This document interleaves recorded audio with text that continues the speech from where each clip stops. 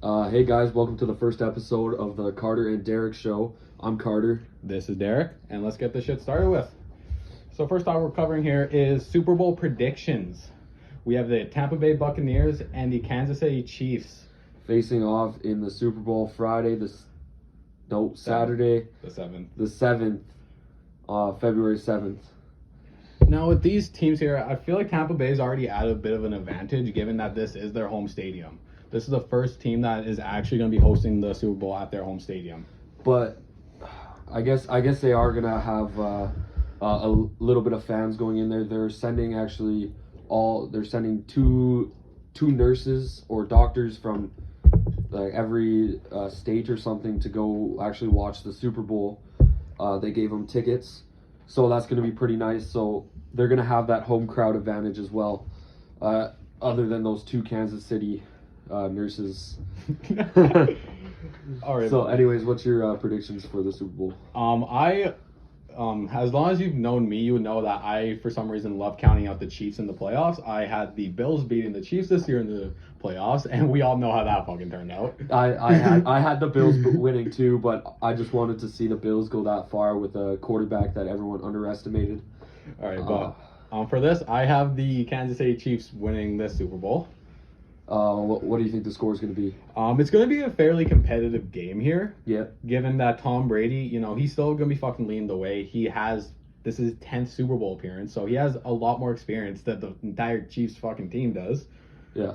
But I feel like the score is going to be around 37-30 for the Kansas City Chiefs. That's actually good. I can see it going like that too.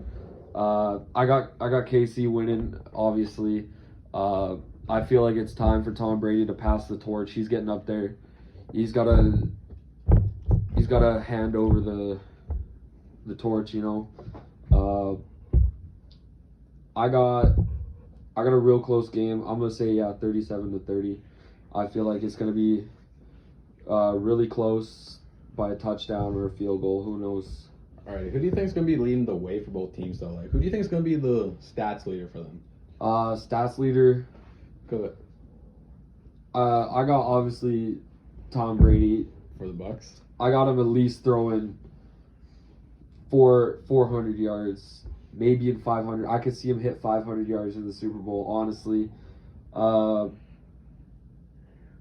yeah, he pops off. He knows he can lead game-winning drives. He just knows football. Like, he's the GOAT for a reason. I got Patrick Mahomes probably around probably 300, 350 passing yards. Honestly, a little bit less because I think they're gonna lean on the run game a little bit more. Fair enough. Honestly, just start pounding the ball down their throat to establish the run game. You got Le'Veon Bell, who's a real good running back. He hasn't really proved himself that much at the Chiefs. Hell no. But he also did get signed a little bit later. And then you got Clyde, the rookie, who's a very good rookie, can produce points. Very small guy, but he's elusive. He's got a good spin move. I think he's going to produce some points. I got them at least getting 150 rushing yards. Even if it's split up between Le'Veon or if they both go for 100, who knows? I think it's going to be a great game. I'm excited to watch it. All right. I think you went a bit overboard on your Tom Brady prediction there. I have both Mahomes and Brady throwing for around 300 to 400 yards with 2 to 3 touchdowns. But spoiler, I do not have Mahomes winning Super Bowl MVP. Oh, really? Who do you got?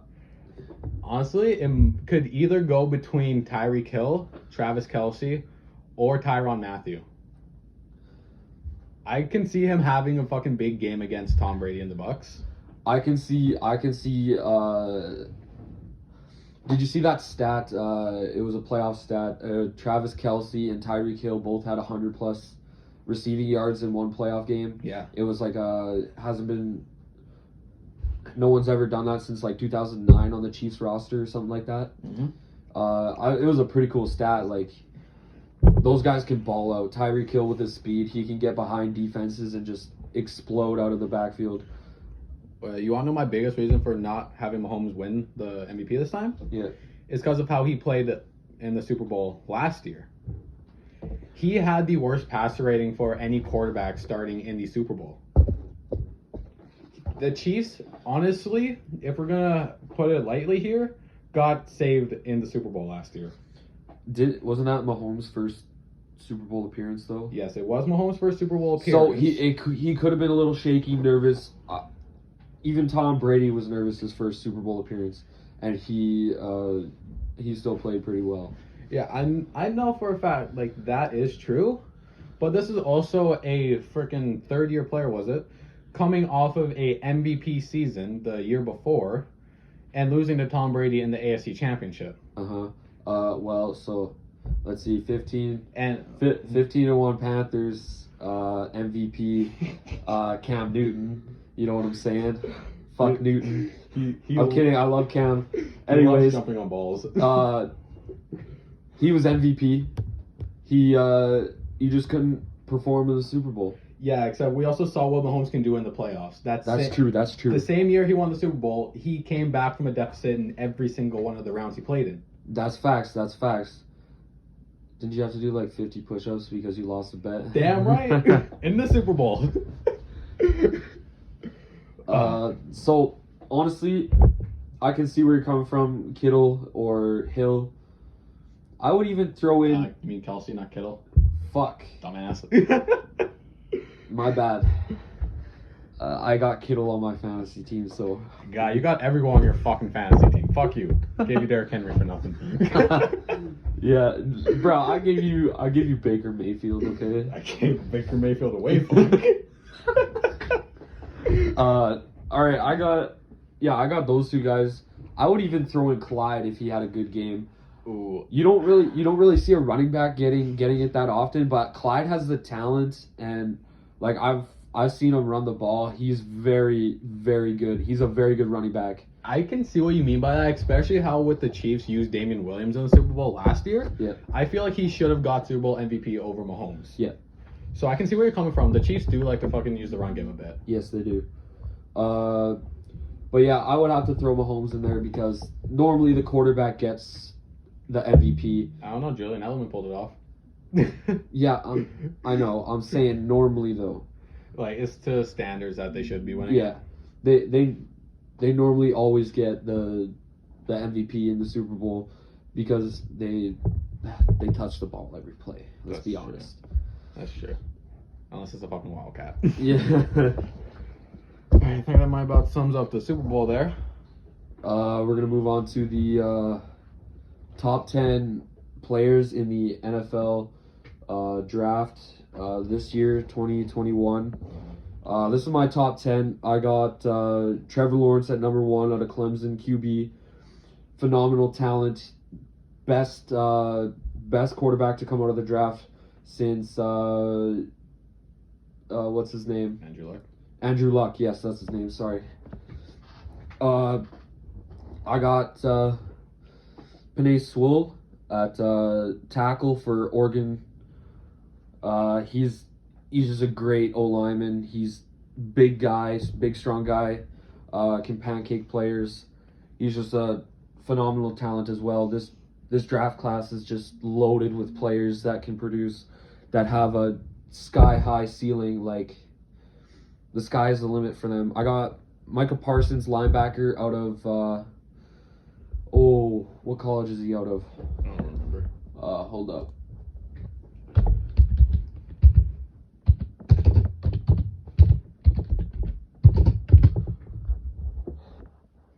Penn State. Penn State, yeah.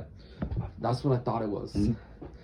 Anyways, he's the best player, best defensive player to come out of this draft. Honestly, there's a massive gap between Micah Parsons and the D tackle, Kwity Paye, I think you say it, Kwity Paye, something like that.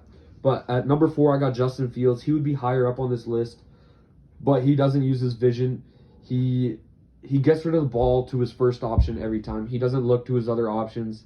In the Clemson Ohio State game, Clemson ended up losing. Fuck. Anyways, he always threw to his first option. There was a tight end wide open in the middle of the field, and he threw it into double coverage. He got a touchdown, yes, but that's because the Clemson defense was not very good that game. Next, I got Jamar Chase out of LSU, wide receiver, phenomenal wide receiver talent. He's the best wide receiver to come out of this draft.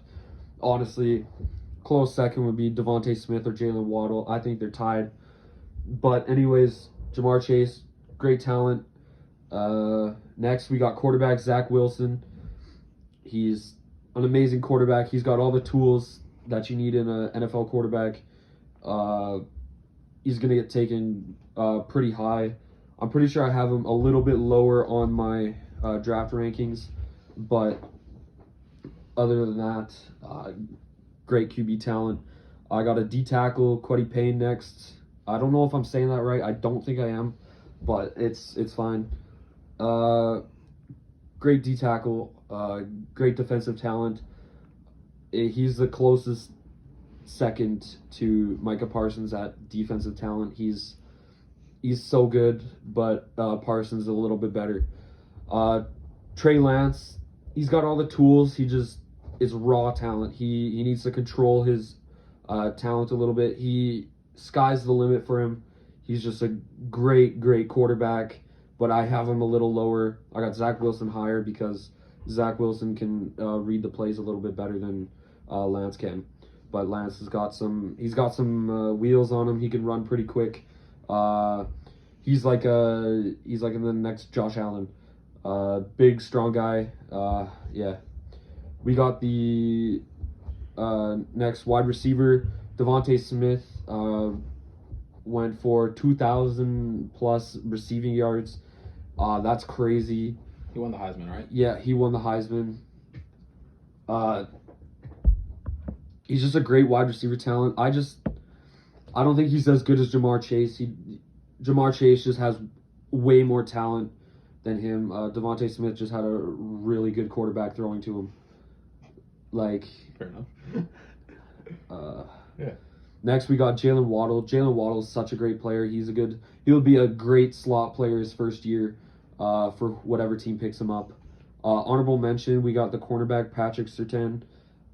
Great corner, great defensive talent. I can see him getting taken top 10 if a team really needs a corner like Dallas Cowboys. I don't know if they're top 10 or not. They might be. They might be, yeah. But yeah. Alrighty, so thank you for that, Mr. Carter Russell. And then we're going to move on to the top 10 free agents and where we think they're going to land in the places here. So first we have Dak Prescott with the Dallas Cowboys. His situation is kind of a bit interesting. We'll go back to that in a few minutes here. But honestly, I have him staying in Dallas. I feel like Dallas still has a lot of faith that he can be their franchise QB. Yeah. Even though he did have that fucking injury, they're going to give him the bag. Mm-hmm. Yeah, I feel like he's going to stay as well. I think they're going to give him that money. He proved himself before he got injured. He had like 1,000 passing yards. He was leading the league in passing yards. If he didn't get injured, I think he would have been MVP. I think Dallas might have made the playoffs, honestly. They were on a roll with Dak leading them on the way. If not, if they don't sign him again, I could see him going many places that need a quarterback, like the Bears. Bears would be a pretty good option. Washington, yeah. The Texans even, if they trade away Deshaun Watson. It's all up to what these NFL franchises are going to do. But anyways, yeah. Next we got Chris Godwin from Tampa Bay here. We got 3 Tampa Bay players on this list here, and spoiler alert, I have all 3 of them staying. Especially after how the Bucs played this year with a 43-year-old Tom Brady. I feel like they can make another run for it next year. So I can see them re-signing Chris Godwin. Yeah, Chris Godwin's phenomenal wide receiver talent. He's easily one of the better wide receivers on that league. On that team. Okay. I'm not done. Oh, fuck I'm you. not done, bro. Okay. Oh yeah, that's mine. Let me go first for that one. Oh, you really fucking surprised me with the next pick here. Okay. Really? Yeah. What was I gonna say? I lost my. Were you stuck on Chris Godwin? Yeah. What? Okay, this guy's. No. Okay, I got it. He's a phenomenal wide receiver talent. I know I said that already, but he just is. He's easily one of the better wide receivers on that team. I think he's better than Antonio Brown right now. Brown has not really produced at all for the. He also hasn't played for the in Bucks. Like fucking a year. Yeah, that's true. All of the accusations and stuff. Honestly, Brown has the talent. He's just he's not getting utilized. He's not getting utilized on that team. Well, what teams really want him? Yeah, that's true. But yeah, let's move on to the next one. You really fucking surprised me with this next one. Allen Robinson for the Bears. Say your picks first. So, if he doesn't re-sign, if he doesn't get, can he get franchise tag? I think it's gonna be really hard for the Bears to do it because I'm pretty sure it's gonna be maxed out at $18 million, which is almost impossible for the Bears to actually match. Honestly, I can see him going to Seattle. Yes. They have solid wide receivers, but I can see him going there to add a extra third good wide receiver on that team. Give a little more rest on DK and Tyler Lockett, yeah, and a guy like Allen Robinson would fit right in there with a good QB like Russell Wilson. I also have him going to the Dolphins to help Tua out. They have like one or two good wide receivers. Maybe they don't really have much talent at wide receiver, so they have 2 draft picks in the first round that they can take a wide receiver, and I have them taking a wide receiver actually. Spoiler alert, yeah. But I can see him going to the Dolphins. Next, the Packers if they have the cap. Honestly, I see him going to the Packers to help out that team. I was very disappointed when the Packers lost to Tom Brady and the Buccaneers. Yeah, we had Tampa going we had Packers going all the way. Yeah, we had Packers and the Bills in the final. But obviously both of those teams went out. But yeah, who's your picks for Allen Robinson? Honestly, I like what you said, Seattle there.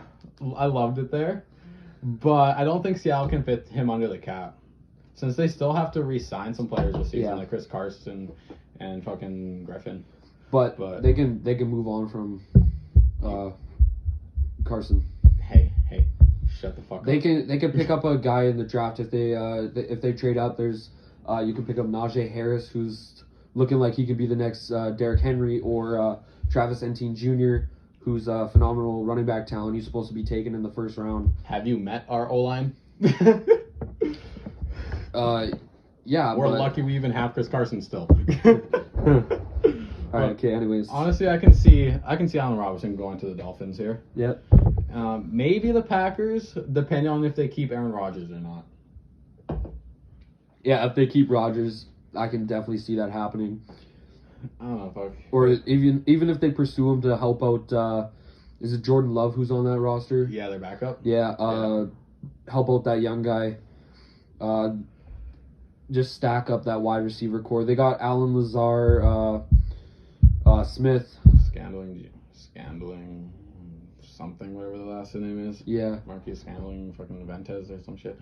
They have a good wide receiver core, honestly, but it wouldn't hurt to add more, and if they have the cap, they can do it. They could do it, honestly. All right. Next up, we got Kenny Galladay from the Detroit Lions. Now, my prediction kind of changed from when we started this, because now fucking Jared Goff is his quarterback. That's true. I got Galladay staying. Honestly, I think he's going to be happy with that trade that happened. Yeah. Well, I don't know. I think he knows how inconsistent Jared Goff can actually play. One day he goes from fucking beating the Chiefs by fucking 80, and then the next day he loses to the fucking Jets. But that also could all be in the coaching staff, right?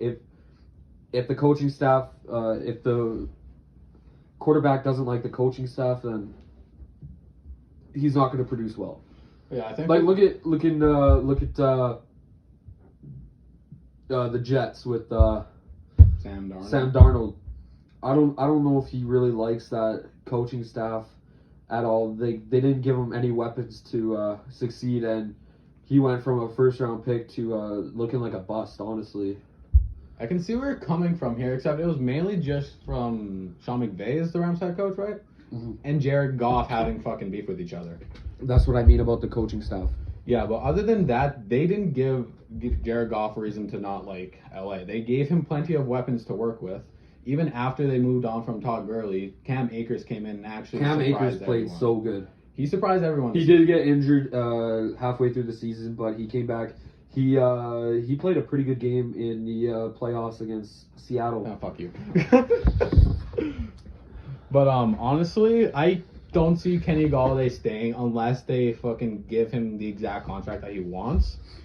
But I can see him going to the 49ers. Making the NFC West, I believe it is, even more fucking dangerous, which I'm going to hate. But Trent Williams of the 49ers, speaking of, is next. I got Trent Williams staying, honestly. I think they're going to move on from Jimmy G. I feel like they are too. Just get rid of his contract. That's going to open up so much room. I think they're going to take a quarterback in the draft. Maybe pick up a guy in free agency to be a bridge quarterback for whoever they pick up in the draft if they pick up a quarterback.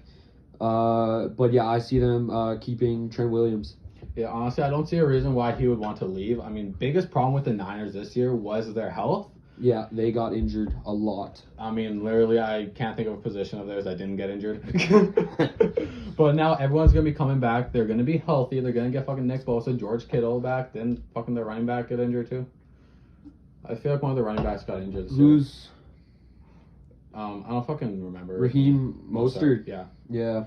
Fucking Richard Sherman also went down. Like, they lost pretty much Yeah, their offense and their defense. Yeah, they did. They were just not a healthy team. But we saw what they could do without fucking Trent Williams, and they made it to the Super Bowl.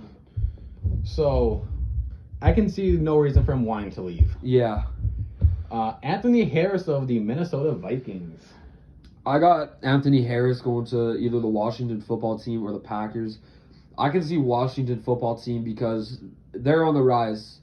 Oh, easy fuck. They're on the rise. They got we got a little something later on in this podcast about some reuniting a coach and a player reuniting. You could probably guess who it is, honestly, but I can make it real easy for them. I got them going to the football team because I feel like they're gonna rise.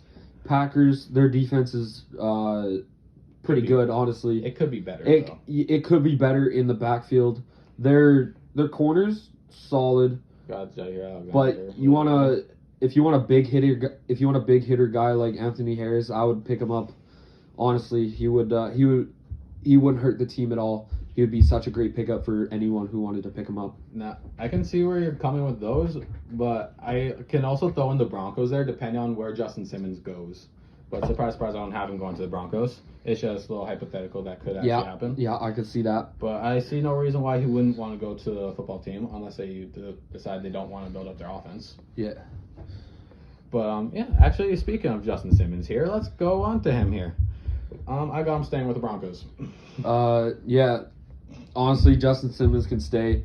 He had such a good season. He's honestly one of the better safeties in the league. Honestly, he can fucking. He's a top 5. He's a top 5 safety in the league. He's very young. He's like late 20s, like 26, 27 maybe. He's around that age, yeah. Yeah. Maybe a bit younger. But honestly, I can see no reason for him wanting to leave there. Yeah. Like, Denver has a good foundation right now. I feel like they're gonna be good in a few years. They are. They just gotta figure out their quarterback situation. Are they gonna move on from Drew Lock? Are they gonna keep him? See if they can grow a little bit more. Honestly, I think that was a terrible pick from them. He's not that good. And you still try and convince me to keep Drew Lock on my fantasy team. Fuck you. Didn't I try to trade for him? No, you tried convincing me that he was a good player. Oh, I don't even remember.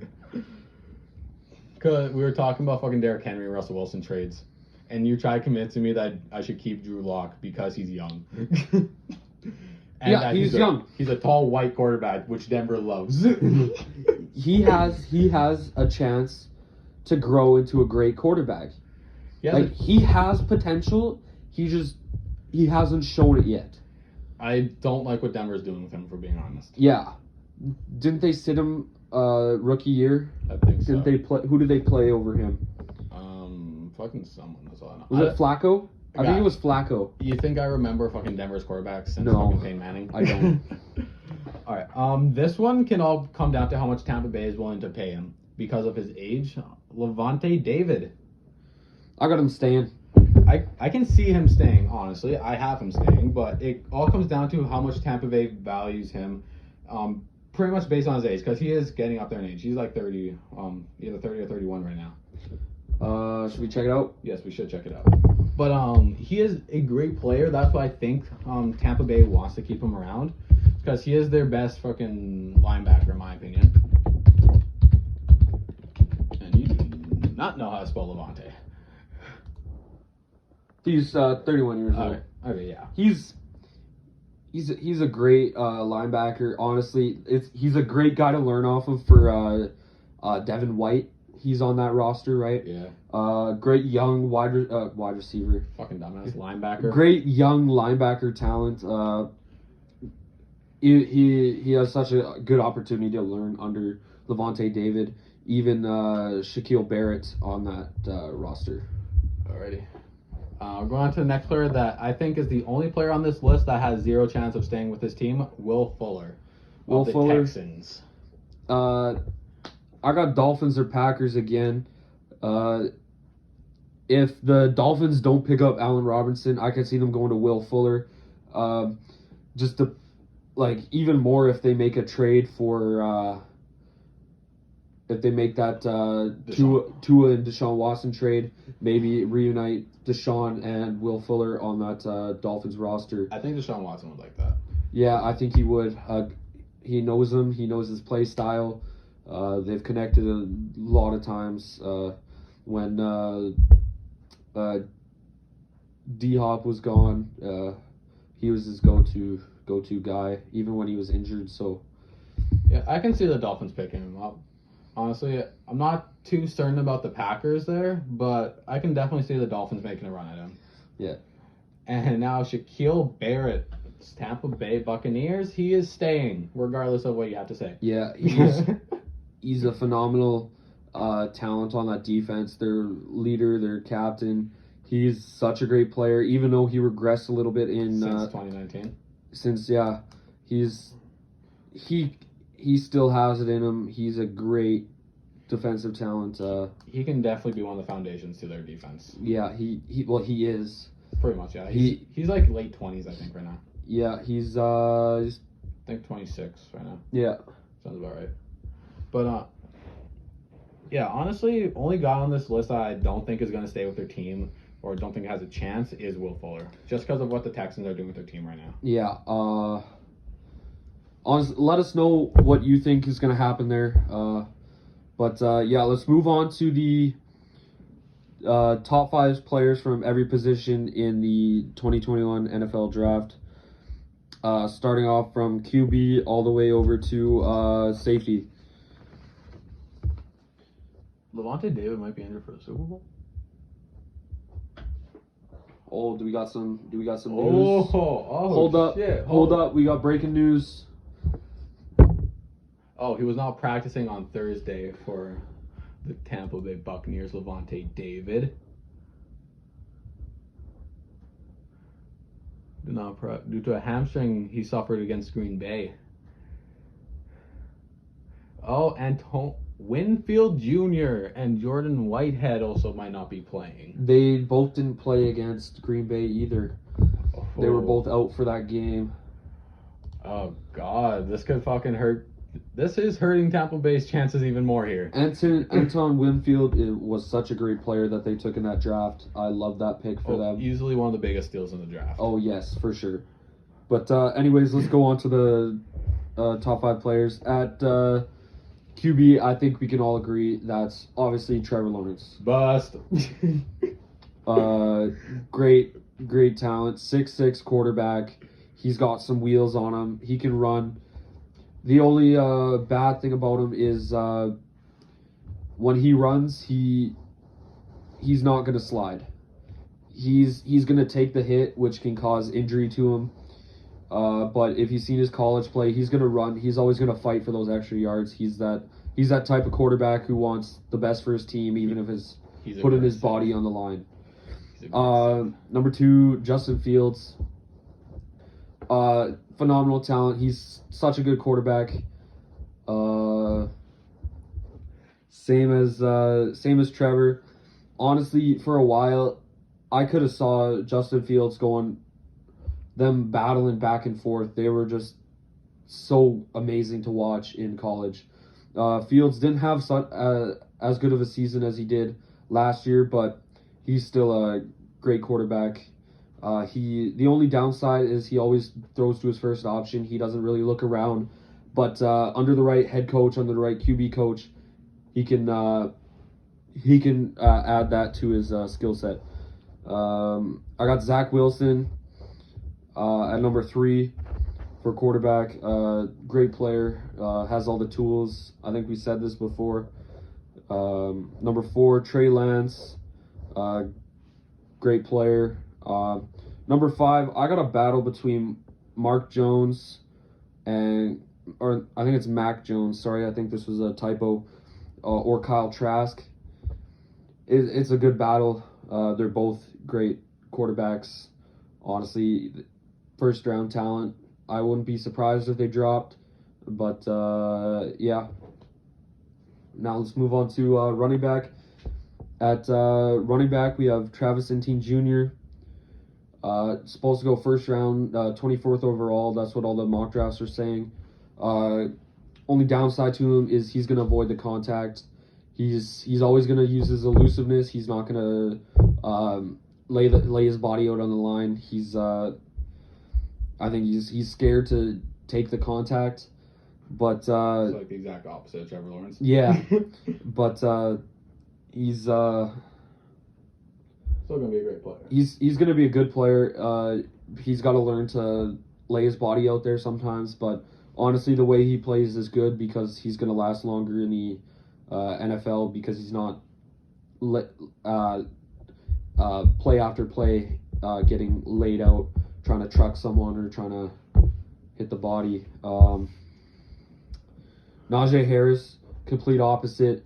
He's elusive. He's powerful. He's in the game against, I think it was Bama, or no, he is with Bama. Sorry, dumbass. The playoff game. I can't remember who it was, but he hurdled a player, and then another game he just completely lays out players. Like he's the definition of a dual threat running back. Didn't you call him the next Derrick Henry? Yeah, he's literally the next Derrick Henry, but faster. That's a scary thought there. I think he's got a big build. He's like 230 pounds. Next we got Michael Carter. I don't really know him that much. I know he's a good running back, and yeah, Kenneth Gainwell. Haven't really watched him play that much, and Javonte Williams. Same with him. I haven't really watched him play that much. I haven't really scouted him that much. Yeah, you're still doing more than me here. Yeah. I don't watch college. I think it was either Kenneth Gainwell or Michael Carter who ran for 6 touchdowns or something in one game. It was up there. He ran for a lot. At wide receiver, this is probably my favorite wide receiver core. Honestly, it's so good. People are saying that this is one of the better wide receiver depth classes than last year, and last year was so good. At wide receiver number 1, we got Jamar Chase, great talent out of LSU. He's got all the tools, good slot guy, good outside guy. Yeah, we got Jalen Waddle at number 2. He's speedy. He can get behind the defenses. Yeah, he's just a great wide receiver. Rashad Bateman, haven't really scouted him as much.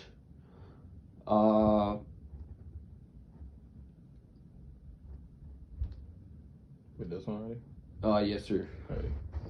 Alright. Yeah, haven't really scouted him that much.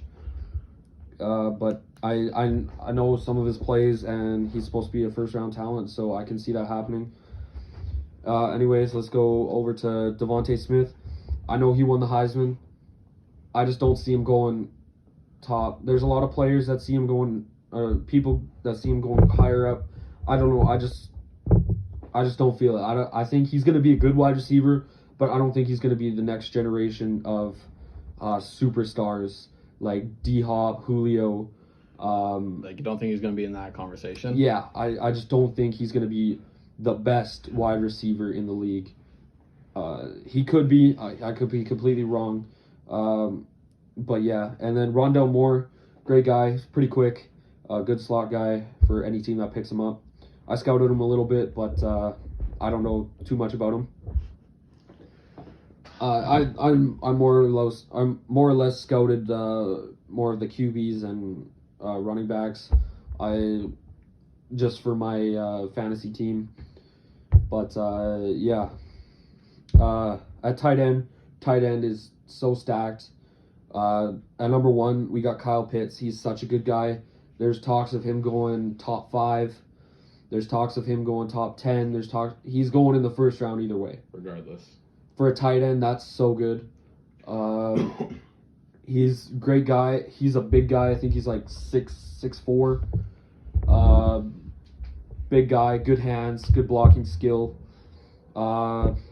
He's going to be a great tight end. Maybe the next George Kittle or Kelsey. He's a great. They're finally not the same player with you two. great tight end. Alrighty. The next guys I haven't really scouted that much, but we have Brevin Jordan. I've seen a couple things about him. He's a great guy. He was actually above Kyle Pitts for a while. Then Pitts started playing phenomenal.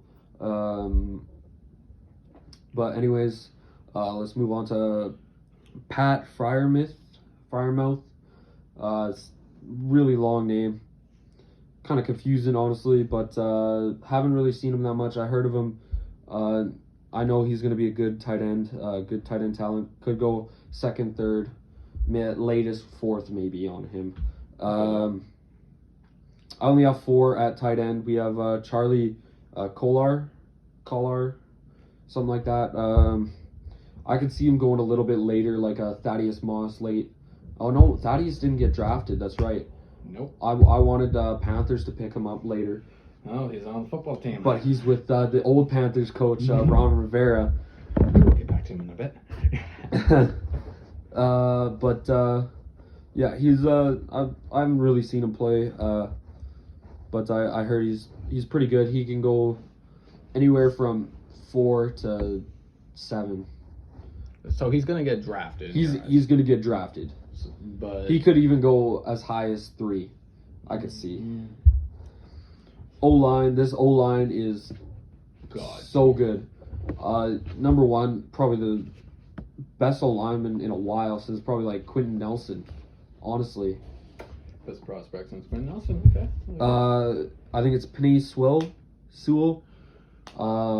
Penny. Great O-lineman. Don't know what else to say.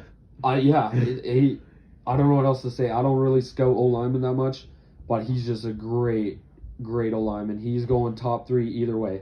When you have an O-lineman that's projected to go top 3, you know he's doing something right. Yes, you know that he's... Unless you're the Giants. So good. Elijah Vera Tucker. Haven't really seen him that much. They said he's pretty good, so I'm going to agree with them. I don't know much about the O-line or even the D-line, but they said he's pretty good. We got Sam Kuzma. Don't know much about him either, honestly. He's they're just pretty good O-linemen, honestly. They do their job. They did their job in college, and that's what got them into the NFL draft. When you do your thing and you do it right and you don't fuck it up, it works. Mm-hmm. It just works. Next, we got Alex Leatherwood. I've seen him. He's a great O-lineman. Honestly, he could be higher up. I just have him down there because he's not as high ranked as them, but I can see him going. Yeah, no one likes a kid named Alex. I can see him going higher. Christian Darrisaw, haven't heard him before, but he was in the top 5 rankings of a lot of O-lineman rankings, so I'm gonna agree with them. They watch college for their life, so really I really don't watch college that much. I watch the important games really just to see how they're gonna do under pressure. Yeah. But even then, I don't watch O-linemen that much. Yeah. I watch the running backs, the quarterbacks, the wide receivers, even the corners to see how they play. Well, then again, who really does pay attention to O-line? I don't think anyone's watching a Cowboys game being like, oh, look at that, Zach Martin's doing so good. Yeah.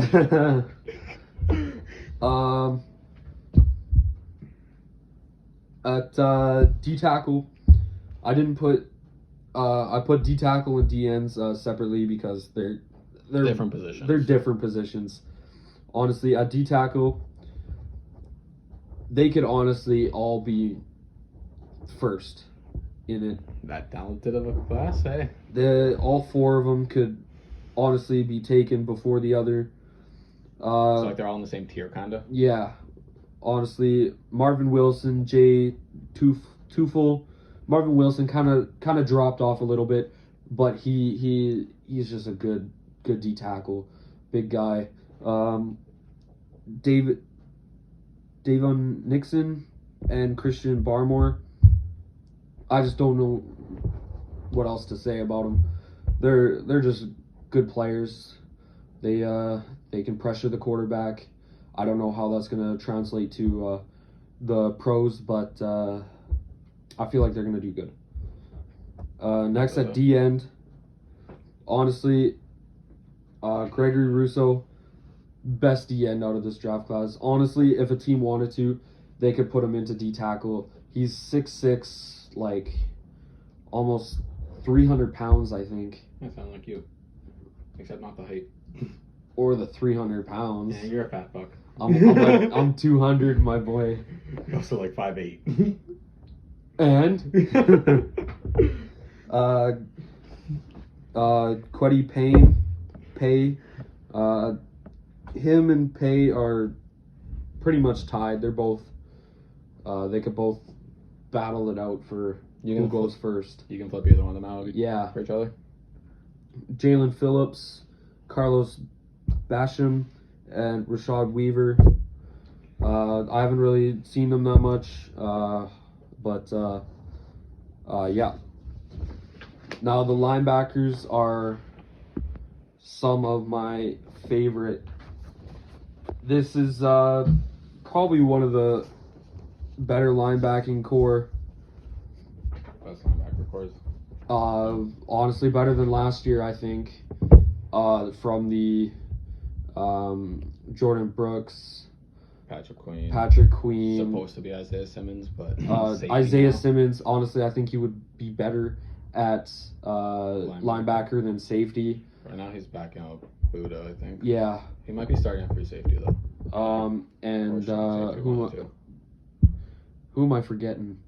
Chargers linebacker. Kenneth Murray or something? Kenneth Murray, yeah. Yeah. They're great talents. They're so good. They can produce at that linebacking position for any team. But let's go on.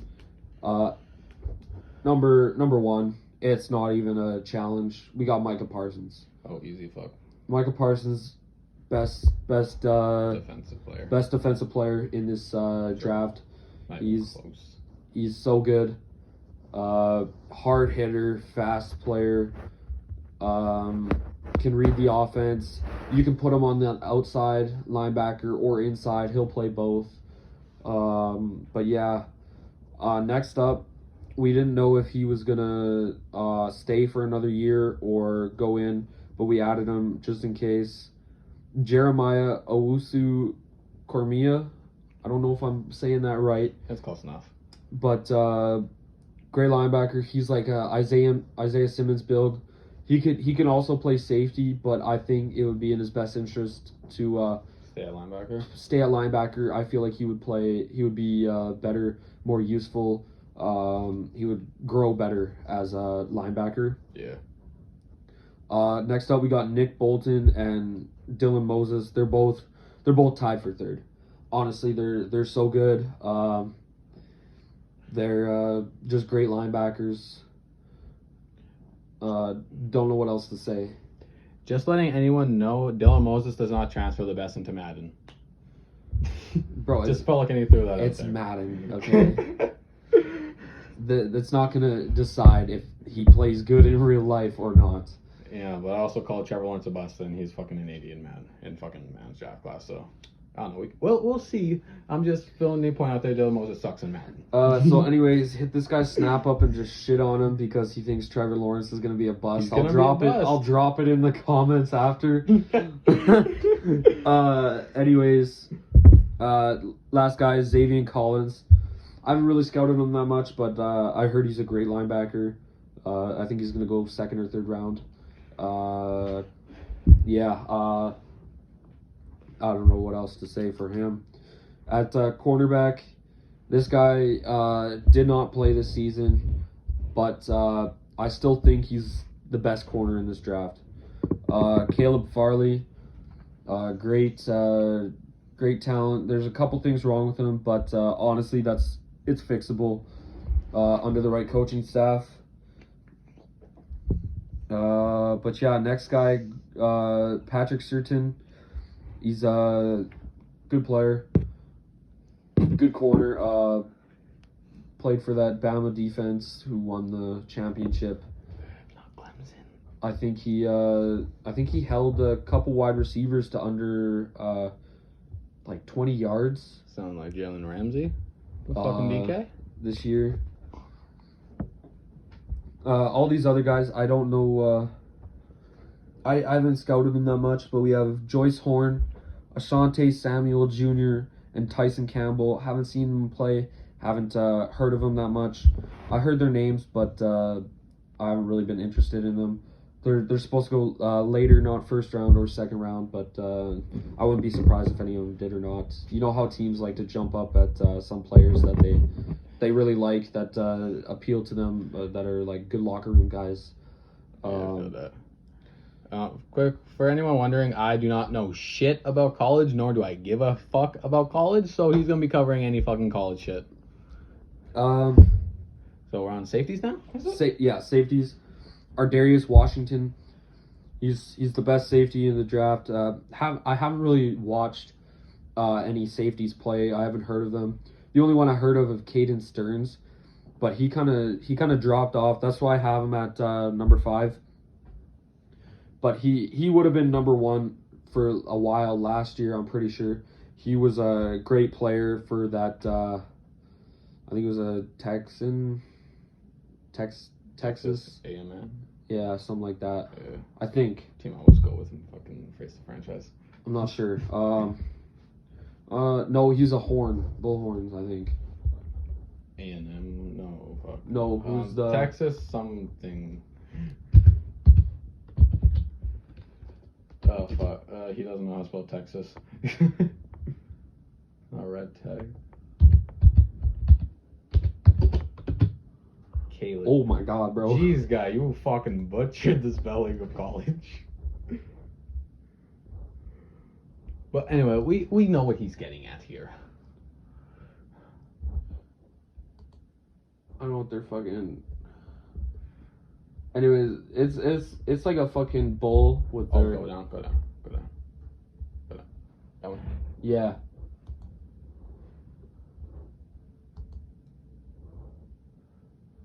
Anyway, he's trying to find out what the fuck this college is. Texas named. Longhorns. He's That's their the name safety. That's the name now. Okay. Sorry about that, guys. Stick with us. This is our first podcast. Okay. It's just gonna be a fun ride for all of us. If you join in, want to watch. Crack open a monster with us. Yeah. Even once we start doing this for a while and we can get supporters, we'll be able to buy more equipment to have better production. But for right now, we're just with this. So Kind of stuck with this for now. yeah. Javen Holland at number 2. Andre Sisco, Trevin Morig, and Caden Stearns, all in there. Like I said, I haven't watched much safeties or even paid attention to any of the safeties in this draft. All I know is Caden Stearns, but he's supposed to go second or third round. He was going to be a first round pick last year. That's how good he was playing, but he kind of dropped off a little bit, so he's looking like he's gonna fall a little bit in the draft now. Yeah, it's okay. You know more. You could just know the safeties' names. You already know more about them than me. All right, which one you want to go with here? Award predictions or fucking roast into DK's and Justin Jefferson's wide receivers list? What do you got first? I have my fucking award predictions first here. All right, let's go award predictions. Biggest one yet so far, MVP. You kind of surprised me with one of your takes here. Let's hear it. MVP, I got Patrick Mahomes. He's just great. He's the next GOAT. Yeah. The next one might surprise you. I got Derrick Henry going MVP. Oh God. What do you think? I mean, we haven't seen a running back win MVP since Adrian Peterson in like 2012, and we saw from that you have to definitively be the best player in the NFL for that, because the reward traditionally goes to fucking quarterbacks for whatever reason. I want a punter to win MVP, but that's not going to happen. But it usually goes to freaking quarterbacks. It's really hard for a freaking running back or even a fucking defensive player to win the MVP. Yeah. Like, heck, even the last defensive player to win MVP was Lawrence Taylor. Yeah. In, like, the fucking 80s. So, honestly, Derrick Henry has to definitively be the best player in the NFL next year for him to have a chance at it. But he has that talent. He has the talent. He rushed for, like, 2,000 yards. 2,000 plus. He's the 8th player to do that in NFL history. He's... Honestly, I feel like... Okay. If he keeps doing that, I feel like he can get more next year. Well, here's also the I think he can break the record in a season for rushing yards in a season. Oh Jesus. Okay. What is it? It's like 2,500? No, it's 2,100 something. You play too much Madden, fuck. You get that in 2 games.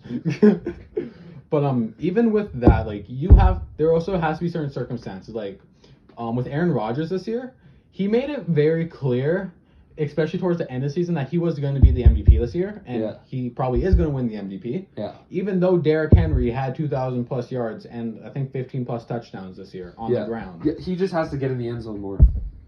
Like, honestly, if he can have a season like LaDainian Tomlinson, where I think he was close to 2,000, if not reached the 2,000, plus 28 rushing touchdowns. Yeah.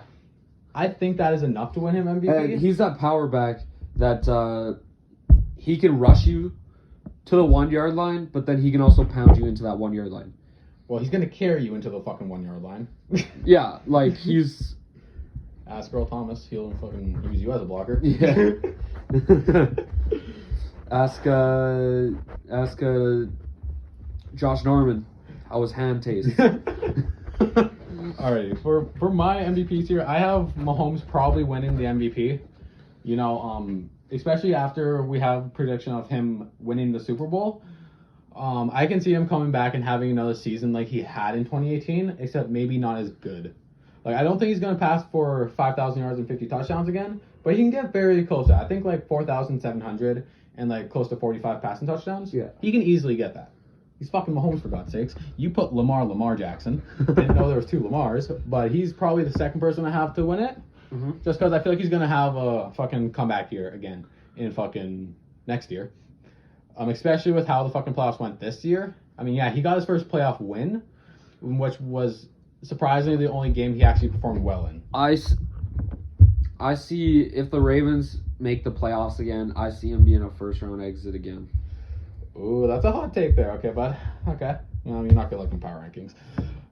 But someone I can see the Ravens doing good, but are they like the Chargers type team to you? Like you wouldn't be surprised if they made the Super Bowl, but you also wouldn't be surprised if they fucking won 4 games. yeah, Because that's literally how the Chargers season went this year. yeah. The guy that cannot get a fucking MVP vote to save his life, Russell Wilson. He could have won it this year, He could have, but won. he fell off He fell so off. fast. What happened to those 3 picks against the Cardinals? Shut the fuck up, guy. Shut the fuck up. You're a Panthers fan. You have no room to talk. I wanted the Panthers to go 0-16, okay? Yeah, I could also have a fair discussion with you about why the Panthers are better without CMC. Shut up, bitch. I'm gonna fucking slap you. I'm gonna get so much hate for that, by the way. Yeah, no cap. But Russell Wilson, all he needs to do is not fucking fall off a cliff again. We had Let's Russ Cook at the start of the year, and he was could have been unanimous MVP. Yeah. First time we'll do that since Lamar Jackson in 2019, Yeah. which still pisses me off. But honestly, if Russ can stay consistent throughout the year, he can have an MVP. That's true, yeah. But that's his biggest fucking problem. All right, you go first for offense. Offensive Player of the Year. I'm gonna say right now though, I don't get why the No. MVP doesn't win Offensive Player of the Year. Like that kind of makes no sense. No, to no, me. no. I'll tell you once I go. I have my Offensive Player of the Year being Derrick Henry. Kind of fucking counterintuitive as to what I said about your MVP take there, But for me, I would also have Derrick Henry if he wins the MVP. But if not, I feel like Christian McCaffrey actually could come in and win Offensive Player of the Year. He's coming back from an injury. He's pissed off. He's working hard to get back on the field because he missed over half the season. He's ready to play some football. I feel like he's going to come out and rush for like 1,500 yards for like plus. Okay, he's receiving yards? With 1,000 receiving yards. He has he has the talent to do that. He's fired up. He's mad. He's excited. He wants to get out there and play some football. So just look at it this way. So say you were a wide receiver, right? You were injured for the whole season. You couldn't play a game. You come back next year. Would you be fucking fired up, ready to fucking play some football, ready to ball out every single game? Yeah, but that would also depend. My stats would also depend a lot on my quarterback situation, which the Panthers are not looking the best in right now. That's why they're going to give him the ball. It could be better, but it also could be a lot worse. Bro, Teddy Bridgewater. I can fucking play quarterback for the Panthers and dump the ball off to him on a fucking swing route, bro. That's all you have to do. You go either hand off, he does a little swing route, bam, hit him up. That's easy fucking money. McCaffrey can go for easy fucking 15 yards on a swing route. Is that big con that he does that every game, though? I feel like he can produce like that every game. I'd have to see their fucking schedule first to believe that shit. Do you think it's released? Yeah, they released the fucking schedule for 2022.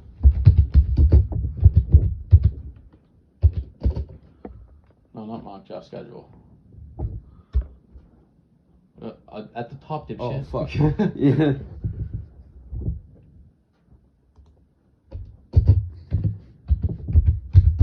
There it is. You didn't even spell Panthers right now. No, I missed the E by accident. Okay, let's full schedule. Oh, you guys are playing Seahawks. Oh yeah, you're getting fucked. Oh, are we?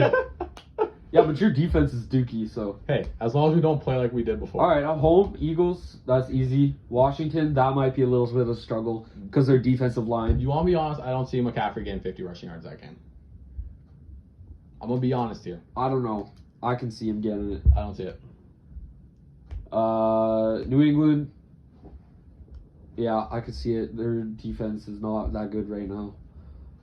They're still good, don't get me wrong, but I feel like McCaffrey can run all over them. New York, that's easy. They're kind of dookie. And you also got the Falcons, Saints, and Bucks each once at home. Yeah. You might get get a game off of the Falcons. But if you guys play anything like you did in 2019, you're fucked. Oh, this is right. Hold up. This is fucking 2021. Never mind. Ignore 2022 regular season. Go down. Yeah. Okay. We have Cardinals. You're lost. It's a loss, yes, but McCaffrey can still ball out. Cardinals actually have a surprisingly good defense. Yes, they do.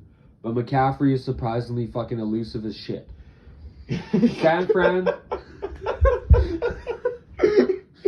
On God. Love the line. On God. Yeah, you're kind of really fucked with defenses this year. San Fran, depends. Are they going to be fucking... Is the injury bug going to hit them? San Fran again? Yeah. I'm calling not. Okay, well... You're going to be fucked. McCaffrey can still get 100 yards. That's a big maybe. 100 yards. Big maybe. Cleveland? There. Okay, I can see 100 yards there. I could see 200. I don't. Pittsburgh, I don't see 100 yards in the slightest. I do. I don't. Bro, the Bengals threw all over the Pittsburgh Steelers. Yes, through. And the Steelers also threw their last 6 games of the season. Giovanni Bernard fucking ran all over the fucking Pittsburgh Steelers. Exactly. Yeah, didn't the Jets also beat the fucking Steelers though? Yep. The Steelers completely fucking fell apart. With Frank Gore. Exactly. Who ran the ball. The fucking Steelers just fell apart. Anyone could fucking beat the Steelers. All right, in away. The last part of the season. Baltimore. One of the best defenses in the NFL, arguably the best. McCaffrey can still win them. No, they can't. Bengals, that's an easy fucking few hundred yards. Oh, yeah. Maybe 150. LA? No. Depends. No. I feel like he can get some good passing yards. No. Pains me to say, but Receiving yards, sorry. You might get 200 against Seattle. Yeah. Yeah. Honestly, Now, this is kind of interesting, though. What do you have for Falcons, Saints, and Bucks again? Each a game at home and away. I can see you getting 100-yard game against Atlanta and maybe Tampa Bay. I don't see you doing too well against the Saints, though. I do. I don't, if we're being honest. I think the Saints' defense is going to... Their defensive line is very good. Very good. But... Here's what I'm thinking. I think McCaffrey can do it. Here's what I'm thinking, though. I feel like the Saints, if they want to keep Drew Brees around, their defense is going to have to step up a lot more. Oh, yes. Because what? Who do they have? They don't... Oh, they have Jameis Winston. That's their backup.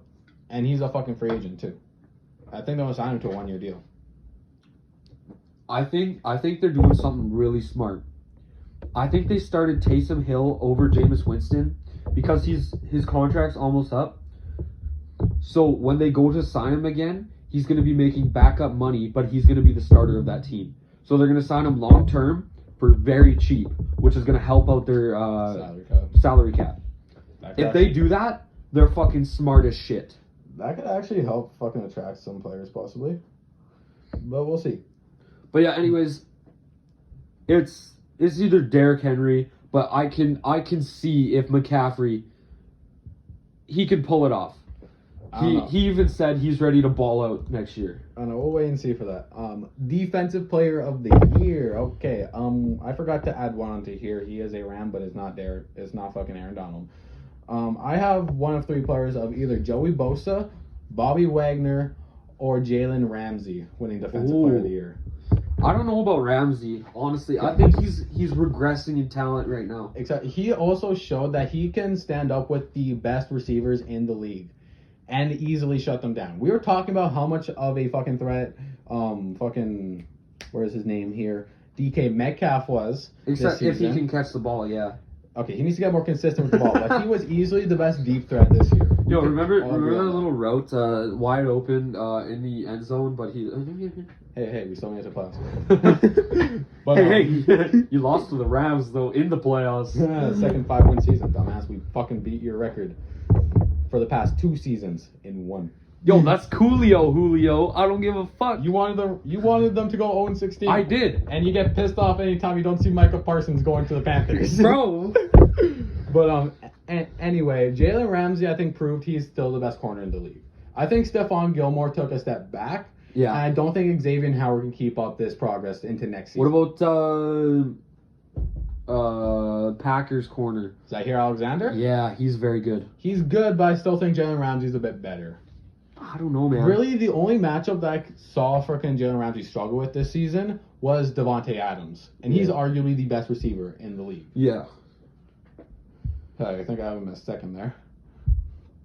So honestly, I can see Jalen Ramsey having arguably his best season since Jacksonville, because he kind of lost a step or two with the Rams, but he can have a resurgent year again. Yeah. Bobby Wagner, just because he's the best linebacker in football right now, without a question. Yeah. I could make the argument that he was with Luke Kuechly, but we're not going to talk about that right now. Luke Kuechly was better. Scout. Luke Kuechly was better. I can make the argument that Bobby was a bit better. I feel like I could. Nah, bro. All right, what's mine? I got either Bobby Wagner or Aaron Donald. Aaron Donald's definitely gonna win this year, but next year he's just so good. You see, my problem with Aaron Donald is voter fatigue. This would, if he wins this year, I think it's gonna be his third in 4 years. How many players fucking damn near 4-peat on on fucking defensive player? True. But those are my guys. He's just so good. He's picking up O-linemen with one fucking hand. Yeah, honestly, I hate to fucking admit, because I wanted to fucking believe J.J. Watt was the best D-end in football for the longest time, but fucking J.J. Watt, I feel like, has lost a few steps. So Aaron Donald is easily the best D-line in football right now, and he plays in the same division as. All right, let's do offensive rookie of the year this year. Who do you think won it this year? Oh, this year. Yes. And we'll move on to who we think is going to win. I think it's either between Justin Jefferson or Justin Herbert, and I have Justin Herbert without a question. I got Justin Herbert too. he played his fucking heart out. I think he's the best quarterback out of that draft right now. Right now, I feel like Joe Burrow got injured, so he didn't have as many games to prove himself. Tua wasn't even starting And for Tua, most of the season. Tua didn't start for most of the season, yeah. But Tua showed glimpses of talent, but hasn't been consistent. Yeah, hasn't been consistent. He got pulled out against the Raiders game, and Fitzmagic pulled some magic off and fucking pulled the dick right out of his ass and shoved it up the Raiders' ass, Derek Carr's ass, and fucking, yeah. Okay, who do you have as defensive rookie then? The defensive rookie? I feel like I know it. Jeremy Chin. Yeah. He played so good. Okay, he arguably had the best game for a defensive rookie this year. I don't remember who it was against, but wasn't it fucking like two fumble recovery touchdowns in like 30 seconds? Yep. Yeah, that was arguably the best Let's game. look at his stats. Let's look at. But I have Chase Young winning it. Because I'm pretty sure he got 8.5 sacks on that stacked fucking Washington D-line. And I feel like he has the most promise as a fucking player. He has 15 games. 29 rushing yards, sick. 2 rushes for 29 rushing yards. Where's his... Go down. Oh, okay, here we That's go. his game log. So where's his total? Right there. Okay. He had 1 interception. 1 interception. 5 pass defended. 2 forced fumbles. 2 fumble recoveries for 45 yards. 2 touchdowns. 117 combined tackles. 68 solos. 49 assisted. 2 tackles for a loss. 5 quarterback hits. 0 safeties, and whatever the fuck AV means. Approximate value is 6 apparently. Don't know what the fuck that means. Okay, so let's look at Chase Young. See, my thing with Chase Young, you didn't even spell his name right, by the way. I know, I don't like spelling. Young. Again, just go to a Pro Football guys, right there. It's literally right there. Fuck. Oh, you are so fucking retarded. Anyway, so for fucking his games he played 14, he had 4 passes defended, 4 forced fumbles, 3 fumble recoveries, 1 touchdown. I don't know where the fuck his sacks are. 7.5 sacks, that was 1 off. 44 tackles, 32 solo, 12 assisted, 10 tackles for loss, 12 quarterback hits, and a approximate value is that again? Of 13. Don't know what the fuck that means. Is our estimate to approach the same, or is our attempt to attach a single number to every player since 1960. That literally, you could just put their jersey number. That's their number. Boom. Anyway, so it's a close race between those two. I'll give you that. But I still think Chase Young had a bigger impact on his side of the ball than fucking. See, I don't agree with you. Well, you're fucking retarded. Why not? Yeah, he has more forced fumbles and pass defense and fumble recoveries, but that's because he's on the line, right? He's on the line. He's at the ball every single play. Yeah, can we go back to Jeremy Chin's stats for a second here? We saw, go down here. We saw that Jeremy Chin got his forced fumbles and his fumble recoveries in one game. Because he blitzed. Yes, because he blitzed. Who was that against again? I don't fucking remember. It was, Hold up, we'll be right back with y'all. Oh, never mind. He got two touchdowns, but he got his forced fumbles in separate games here against Minnesota. No, it was in, It was against Minnesota. He got his 2 touchdowns. yeah, 2 fumble recoveries. And he still lost that game. So, He has 1 sack. Hercules. Again, I feel like Chase Young has a bigger impact than. All right, let's ask Google. Who's better, Chase Young or Jeremy Chin? How we decide shit, ladies and gentlemen. Messi or Ronaldo? Seriously? Did you fucking Google that? No. Young or Nick Bosa or Oh my god. Jeez, guy. Or Gerald Jameis Clarkson China. I didn't have an A. Jeremiah. Fantasy Pros. Oh, I didn't have any of them on fantasy. He's the 3rd DB. Chase Young was the 5th D-line. Okay, let's go like this.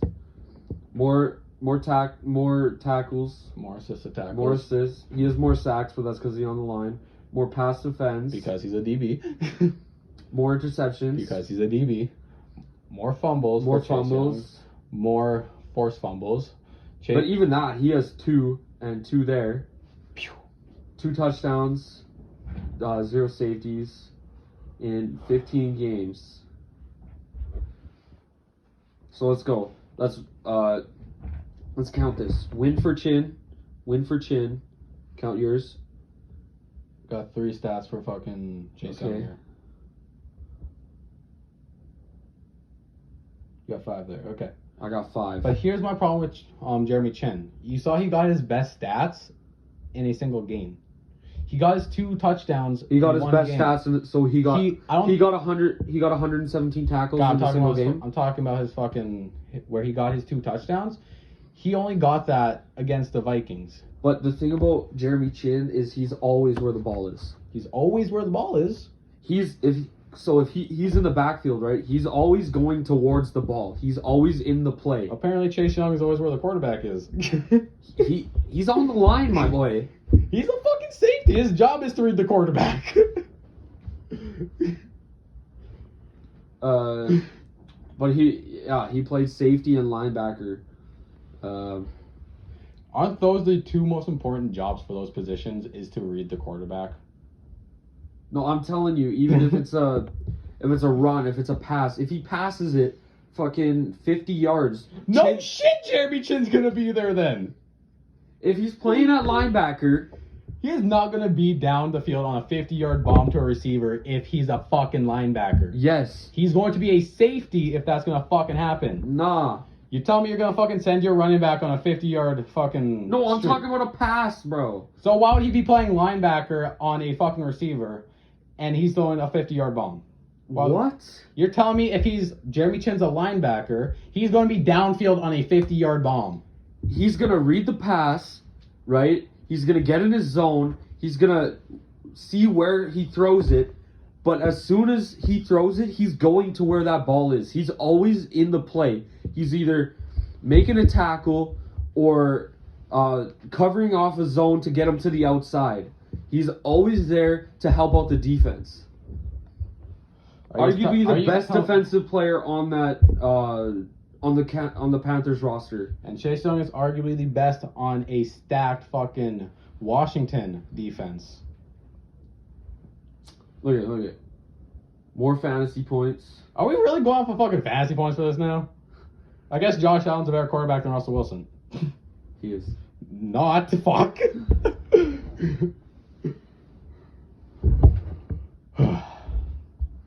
Honestly, yeah. Anyway, I still have fucking Chase Young winning against fucking Jeremy Chin here.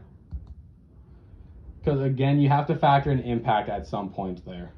While, yes, Jeremy Chin does put up the fucking stats, stats look at don't this. tell the story. Jeremy Chin was a 0-star coming out of high school who drew a scholarship offer from 3 FCS schools. We're using high school now.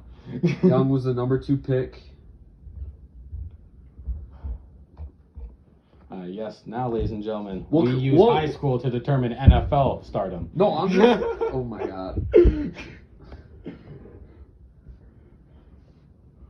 Fuck. Alright, this is hurting my brain already here. Fucking offensive rookie of the year. Yeah, let's move on. You have Trevor Lawrence here. Yes, sir. You already know I have problems with that. I don't know how. I honestly don't have a fucking reason for it, if we're being honest. I just have a feeling that he is not going to live up to his expectations. Why? Again, I have no fucking idea. Again, Jacksonville doesn't exactly do the best job with managing their players. Again, they fucking gave up Yannick Ngakoue, I believe his name is, for way less than they probably could have got from him. I think they got a 2nd and 6th round pick for him from the Vikings, when they could have got probably a 1st from some other team for him. So they're not exactly the best with managing their players, and not to mention their best players arguably their fucking center, and I don't think they're going to be getting enough weapons for him to actually succeed in DJ Chark is a very good wide receiver for that team. He's a good wide receiver, but can he be the best receiver that Trevor Lawrence can play with? For him to actually have a fucking breakout year? The Jags could also go sign some guys in free agency as well. Here's my question to you. Who in their right mind would want to play in Jacksonville? Honestly, if they know they're getting a top guy like Trevor Lawrence, they could want to go play for them. If it's not working out, they can always ask for a trade. I'm telling you right now, if I was a wide receiver in the NFL and I heard Jacksonville was drafting Trevor Lawrence, I would want to go play for that team. Okay, so we need to run a little hypothetical here. How good of a receiver are you? Say I'm like in the tier of like Allen Robinson and... So like getting to the top of the league. Yeah. So you're telling me you... And let's keep in mind here, if you're top of the league for wide receivers, title contenders are going to want you on their team to help with their offense. Mm-hmm. So you're telling me with a straight fucking face right now that you'd rather join Trevor Lawrence and hopefully help Jacksonville become a top team within the next few years rather than contend for a title in the middle of your prime with a How old am I? Again, you said Allen Robinson. I think he is mid-20s right now. Yeah. Mid to late 20s. Yeah. You're telling me in your right fucking mind you'd rather play with Trevor Lawrence than a sir. title contender. Yes, sir. You're out of your fucking Depends mind. on... I have Justin Fields winning. Why? Because honestly, it can go a few ways here. It pretty much all depends on who he gets drafted to. Like, I think the Jets have a chance of drafting him, and if so, his chances to win it go down the fucking drain.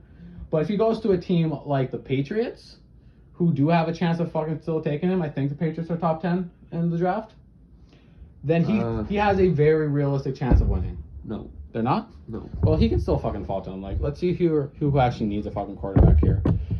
The Jags are taking Trevor Lawrence here. Chill. We'll go on that after, okay? But anyway, I'm fucking looking at the teams here, and there's... Guy, they have fucking Matt Ryan, so unless they want to fucking bench... They're trading him. You didn't hear the rumors that they're going to get rid of him in the offseason? Guy, you can't fucking believe every rumor you see here. Yes, I want Matt Ryan to get the hell out of Atlanta, and I want Atlanta to actually start a rebuild here. So, I mean, I want Julio the fuck out of there, too. But I honestly don't fucking see them trading Matt Ryan. If he goes to the Jets, even if he goes to Atlanta and being a backup under Matt Ryan, he's not gonna have the playing time. Even if they get rid of Matt Ryan and they they trade him away, and they bring Fields in, I don't think he's gonna do good his first year. He needs a lot of time to grow. He's, like I said, he needs to learn how to read the play more. He needs to learn how to look for more options on the line instead of throwing to his first option. Do you want to know what the game plan would be for that? Huh. Find wherever the fuck Julio is, throw it in some area of that. Julio will go up and get it. That's not always going to work, though. He'll hopefully work. Okay, when Julio retires, and yeah, it's going to be in like fucking 5, 7, 8 years. and Justin Fields doesn't have a top wide receiver like that. Okay, if Calvin Ridley can keep up this play here, let's be honest here. What? Calvin Ridley. Yeah. He had a better season than fucking Julio. Yeah, year. because Julio was injured. Exactly. He was. For a few games he was, yeah. But even then when Julio was playing, he wasn't exactly performing at his best. Yeah, true. But anyways, I just don't think he's gonna be as good as you think he is his first year. I think he's gonna be a great quarterback in the future. Yeah, I think he's gonna be so good. He's gonna be the best player in the draft. But I think he needs at least a year or two to grow. Like, have him do what the Dolphins did with Tua. Have him play under a bridge quarterback like that to teach him the skills that he needs to play in the NFL. Like, he has the skills, he just doesn't use it. He gets the ball off to his first option. You could see that anytime. Against the Clemson game, I mentioned this already. Yeah, you know I don't watch college. No, I'm telling you, against the Clemson game, I told you this already. Wide open tight end, middle of the field, sitting in the end zone. He throws it to I think it was a wide receiver on a slant. Hit him here. He throws it to a tight end going like that, getting double covered by Kendricks and a linebacker. They left him wide open. He throws it to the double covered guy. Of course, he catches it for a touchdown. But anyways, that's not always going to happen. You always want to, you drop back, you look at your options. Number 1 isn't open. Okay, let's look at number 2 real quick. Get the ball off. You know what I mean? Yeah, I still feel like he can develop that shit by being a starter. He doesn't need to fucking just sit behind a fucking Ryan Fitzpatrick or Matt Ryan to learn those skills. I feel like he can do that by himself under the right system. But that's going to take a little bit. Yeah, a little he's bit. Playing in the preseason. He's playing in the best league, the best football league in the world. Yeah, I don't know. With the best players in the world. CFL actually, yeah, up there. He is going to learn that, but it's going to take him a little bit longer to learn it by just playing. Like, if he throws the ball to his first option all the time, he's going to throw a lot of picks. Well, let's be honest with you. I don't think a lot of fucking quarterbacks, especially rookie quarterbacks, are expected to come out and play like how fucking Justin Herbert just played. And in the NFL, the pressure is going to be a lot harder. The pressure from the D-line, they're going to push in. He's going to want to get rid of the ball quicker, right? So he's going to throw it fairly quick. He's not going to look at his options as much time. Like, even for how much time he has in the pocket with Ohio State, he still gets rid of the ball to his first option as soon as he can. He had so much time, but he got rid of the first one. He waited until he got open. He don't like waiting. So you know what I mean? I feel like he can be MVP caliber. He's a future MVP. But just later on, I don't see him winning Rookie of the Year. No shit, MVP caliber later on. No, I just don't see him winning Offensive Rookie of the Year next year. Well, again, you already know how I fucking stand on Trevor Lawrence. Yeah. So that was obviously my next fucking pick. Yeah. And I think we have the same for defensive rookie here, Micah Parsons. Yeah, that's obvious. He's best defensive player in the draft. Depends on, like, it doesn't even matter where he goes. He's gonna play solid. Yeah. He's just a great player.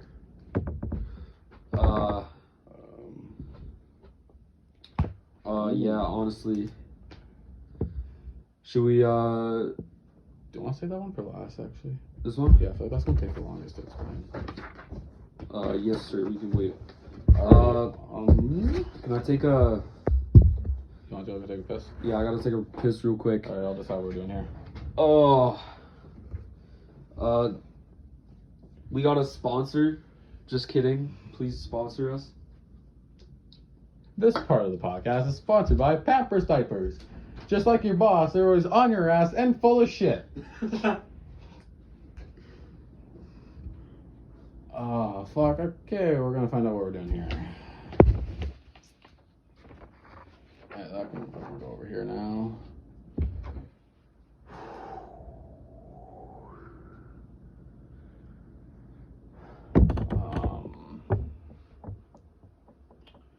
How's your piss going in there, bud? Huh? Alright, I'm thinking we do fucking DK and Justin Jefferson's list. Talk about the Jared Goff and Matthew Stafford trade. Yeah. Or the power rankings. Let's do that. And then the that one. Okay, so for anyone that didn't fucking see on Instagram recently. Oh my God.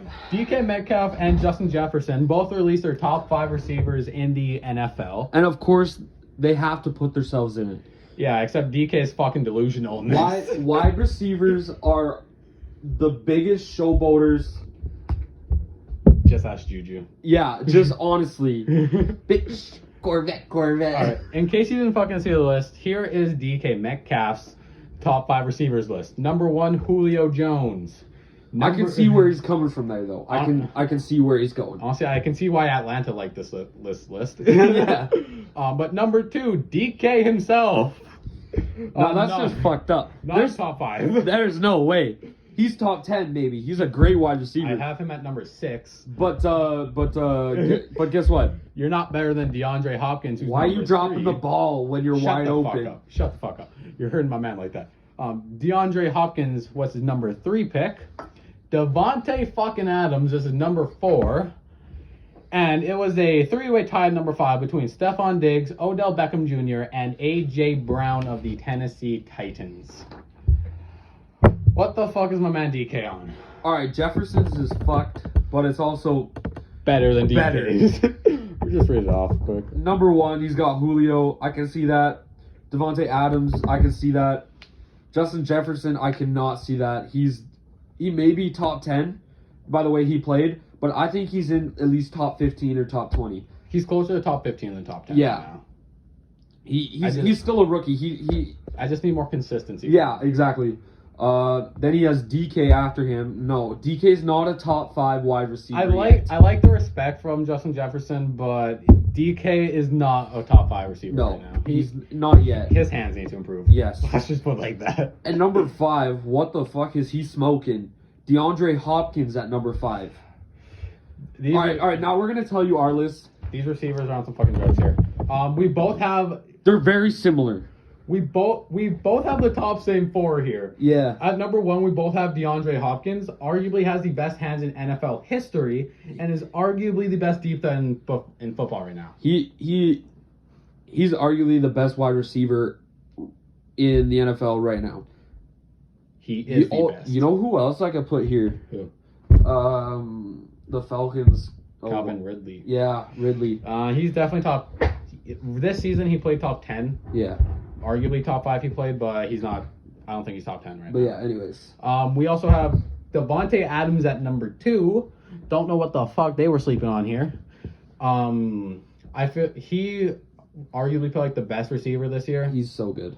But I don't know. It's just something was telling me to put Hopkins over him because of consistency. Yeah. Hopkins has been doing it for longer.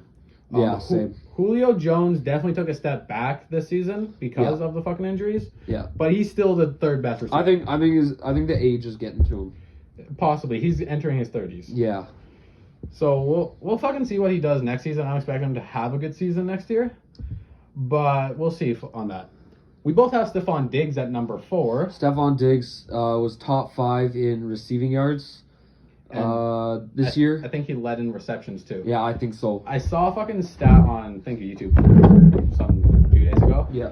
He was the first receiver in history to lead the NFL in receiving yards and receptions in his first season with the new team. Oh, really? Yes. Oh, I saw that stat. Yeah, on Instagram, I think. Yeah. This is where we might disagree. Where a few people might disagree with me here. I got Mike Evans as my top 5 receiver. I can see that. Mike Evans is such a good wide receiver. He's such a great player. I just don't think he's top 5. I think he's the best receiver on the Bucks right now. Yeah, that's for sure. And he has been playing like a top receiver for the past few years. He has. I got mine. Oh, you got. Quick honorable mentions to Tyreek Hill and DK Metcalf. They would have been 6 and 7 on my list. Now your 5th one, you have Tyreek Hill. Yeah. Explain. Tyreek Hill is just such a good wide receiver. He's a speedy guy. He can get behind defenses real quick. He's such a great weapon for Patrick Mahomes. I think that's his biggest weapon on offense. I don't think it's Kelsey right now. No. I think Tyreek Hill, with the way he uses his speed, is his best weapon. He's just so good. He's that's why I put him at number 5. I could agree with you guys who put him somewhere in the top 10, but I think for me he's number 5. Any honorable mentions you like to add to that? Honorable Ridley, DK. Ridley this year he played so good. He was the best Falcons receiver this year. Yeah. But yeah. All right. I can't respect their fucking list in the slightest. No. We are sorry fucking did this. So, trade coming in today. Matthew Stafford is getting traded to the Los Angeles, is it? Rams? Yeah. Yeah, Los Angeles LA Rams.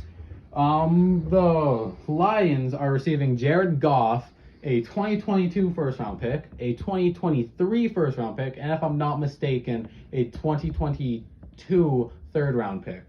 Oh my God. Now the Who's receiving that? The Lions are getting that. For a 32-year-old Matthew Stafford. The Rams just get Stafford. And they're giving away 2 first-round picks. Bro, they don't have any first-round picks They're not for gonna 3 years. Exactly, fucked. With the Jalen Ramsey trade and now this trade, they fucked up their future. What are they doing? I mean, they know how to take second-round picks. Like, Cam Akers was such a good pick for them. Honestly, that was the best pick that they had in that entire draft. Yeah. But honestly, you can't be doing that to your team who's getting older. Okay, don't get me wrong. I can see why they did it because they needed a more consistent quarterback than Jared Goff. Like Yeah. I think we mentioned before, he can beat the best team in the NFL, but then lose to a fucking 11-0 or 0-11 Jets. Okay, honestly, I got a game. conspiracy theory. What's up? I think New England Patriots, Bill Belichick, told the Rams to lose so that they wouldn't get Trevor Lawrence and ruin his future. I think Bill Belichick is pulling strings behind the NFL just so they didn't get it. That's why the Jets had 2 wins, I think. They beat the Rams and the Steelers. The Steelers, yeah. Honestly, I think didn't the Steelers beat the Patriots? Not the Steelers, the Rams. The Rams beat the Patriots, didn't they? I don't even know if they played, but probably. Yeah, because I'm pretty sure it was if you lose to the Jets, we'll let you beat us. I think that's how it went. Yeah, I just saw that conspiracy theory and I'm like, that could honestly be true because I can see Bill Belichick doing that. But anyways, sorry, keep going. I don't know why the fuck the Rams would agree to that though. Well, I don't think they want to see that happen either. They don't want to see. They already made the playoffs, so it didn't matter. What week was this in? I think it was a later week when they played. Because I'm pretty sure the Cardinals weren't even eliminated from the playoffs until week 17. So no one was safe in the playoffs. I think maybe the Seahawks were. That's the only NFC West team that was safe in the playoffs. Yeah, I'm not sure. So I don't know why the fuck the Rams would agree to that. Like, I just think it could be true. The Rams don't play in the same division as the Jets or Patriots. Maybe the fucking Rams are like, hey, Jets, cool. Don't want you to have Trevor Lawrence, I guess. Yeah. But like, I don't fucking see it. But how does this How does this trade affect both teams here? How do you think it's going to affect the Lions, and how do you think it's going to affect the Rams? Honestly, I think the change in quarterback for the Lions could be good for them. I don't know. I think Jared Goff. I think he's gonna play pretty good with the Lions, especially if their team wants to stay. They have a very good tight end who they drafted last year. TJ Hawkinson, is it? Hawkinson, yeah.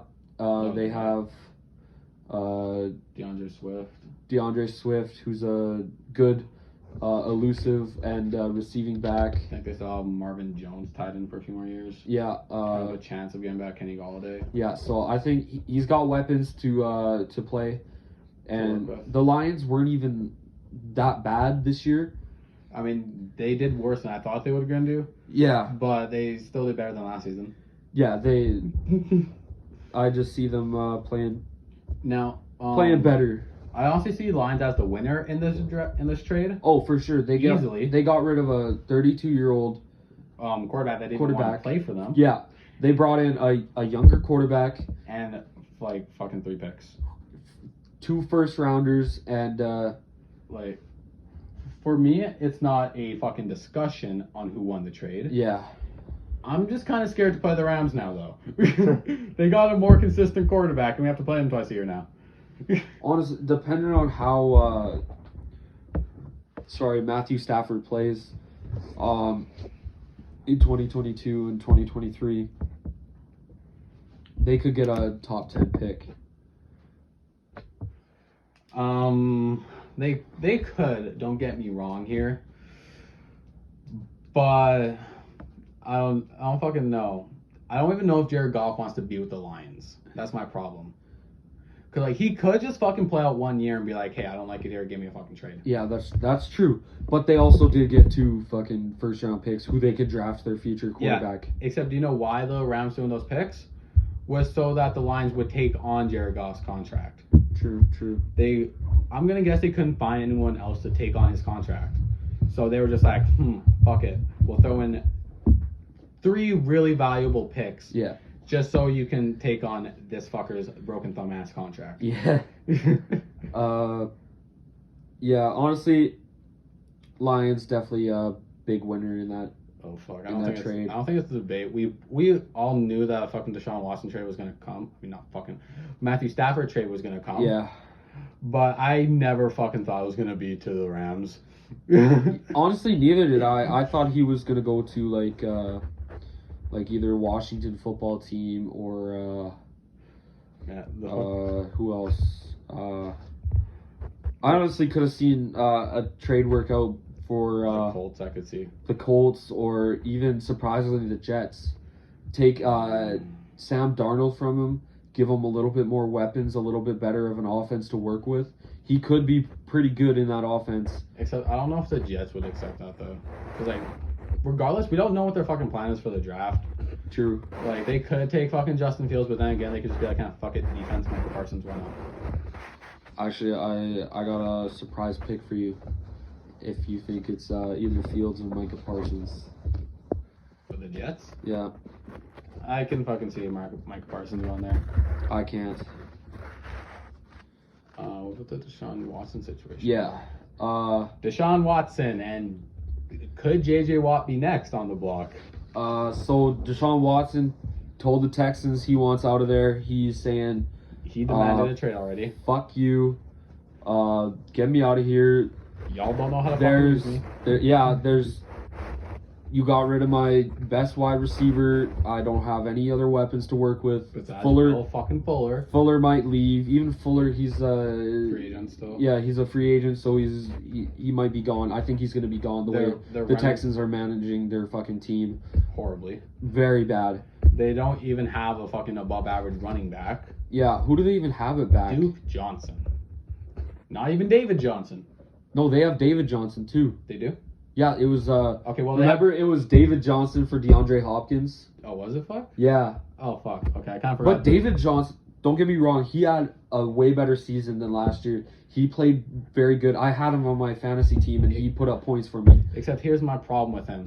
There's only been 1 season where he actually has shown that he can be a good running back. Yeah. I know he's definitely not worth the trade from D Hop and Hell, didn't the fucking Texans give up picks in that too? yeah. But honestly, I think D Hop wanted out of there as well. I think he just didn't like that coaching staff. I think he just said, "Fuck you, I'm out. Trade me away." But honestly, the Texans just don't know how to fucking manage their players. no, they don't. That's why I'm thinking J.J. Watt might demand a trade too. Yeah, honestly, did you see that Instagram video? He was like, "Sorry for wasting your time." Yeah, sorry for wasting another season. Yeah, so honestly, I want to see a package deal of Deshaun Watson and J.J. Watt go together, but that's gonna be a lot of fucking money and a lot of fucking picks and some very valuable assets. That I'm thinking only a team with like maybe a top 3 pick will actually consider a trade like that, or a title contender that actually has a fuck ton of cap space. Like the Chiefs, I don't know how the fuck they keep on pulling cap space out of their ass. Yeah, I know, right? But like after that fucking Mahomes deal, yeah, and they're saying that's a good deal for the team. Boy, you're taking up fucking over half the salary cap, I swear to God. Didn't they give fucking Travis Kelce a deal after that too? Yeah, I think so. Like, but yeah, what do you see? Where do you see some potential landing spots for Deshaun Watson? For Deshaun Watson, it's obviously going to be to a team that needs a quarterback. Yeah, and not always. They could always swap quarterbacks. If we're going to talk about swapping quarterbacks, because like the Dolphins and the Texans have some rumors going around that it's a 1-for-1 deal. Yeah, I'm also seeing fucking Panthers trades where they're like, they're giving up fucking 3 or 4 first-round picks. Yeah, Teddy Bridgewater. Honestly, I wouldn't mind taking Deshaun Watson, but I just don't want to give up that many fucking picks. Well, I don't think any fucking franchise does. They'd rather give up a 7th-round pick than. But I mean, with a better quarterback, we could make it further, even make it. Yeah, you go from a 5-win season to a 6-win season. No, but you know what I mean. With a better quarterback, we could do better, and our picks won't be as valuable. But honestly, if we're just going like straight quarterback for quarterback swap, Texans might consider fucking Aaron Rodgers. Yeah. Even though he's fucking like 37 right now. But I don't see that going through because they have Jordan Love that they picked up in the first round. So I don't. If they picked up Deshaun Watson, I could see Jordan Love saying, "Okay, get me out of here." Like, why? Well, yeah, but why would you draft me in the first round and then trade for a younger quarterback? But also, if that trade were to go through, why would, or like, I don't fucking know what I'm trying to say here. Fuck. I think they would want to move on from fucking Jordan Love anyway if they do consider that trade. Yeah. Because like, yeah, you're trading possibly the MVP of the season. Yeah. Because he said he doesn't think his time with Green Bay is certain, which means that he could be fucking traded this year. Yeah. But he could also fucking stay and get me an MVP in fucking fantasy. But honestly, some interesting landing spots. If they wanted to, which I don't think they want to, I feel like he'd be a good fit in fucking Tennessee for some reason. With the Titans? Yeah. I feel like he'd be I a don't decent see that. fit. I don't see that. Like, I don't see the Titans making it, but like just for like a little fun trade idea, they could fucking try and make a run at him. Yeah. Like obviously, I want to see Hopkins. I mean, not fucking Hopkins. Deshaun Watson go somewhere where he can actually do his job. Yeah. Like the Bears would be a great option for him. That would be a good option. Then, especially if fucking Allen Robinson stays. Because like you actually get a decent defense with that too. Yeah, I would like to see him go to the Panthers. Not just because I'm a Panthers fan. He would have a good fit there. He would have a great fit. We have 3 good wide receivers in Robbie Anderson, DJ Moore, and Curtis Samuel. Arguably the best running back in the league. Yeah, good receiving back. We don't have the best O-line, but it's still pretty good. It's better than some. Yeah, our tight ends aren't as good. Your tight end's trash. Yeah, but our defense can hold us in there. Your defense definitely with Yitar, Derek Brown, and Jeremy Chin both having very good seasons for the Panthers. All those rookies that we have. Yitar not as much, but Derek. Yitar he had a good season. He was first among rookie edge rushers. Yeah, but he also finished with like 2.5 sacks on the season, was it? I think so. Yeah. Yeah, but like.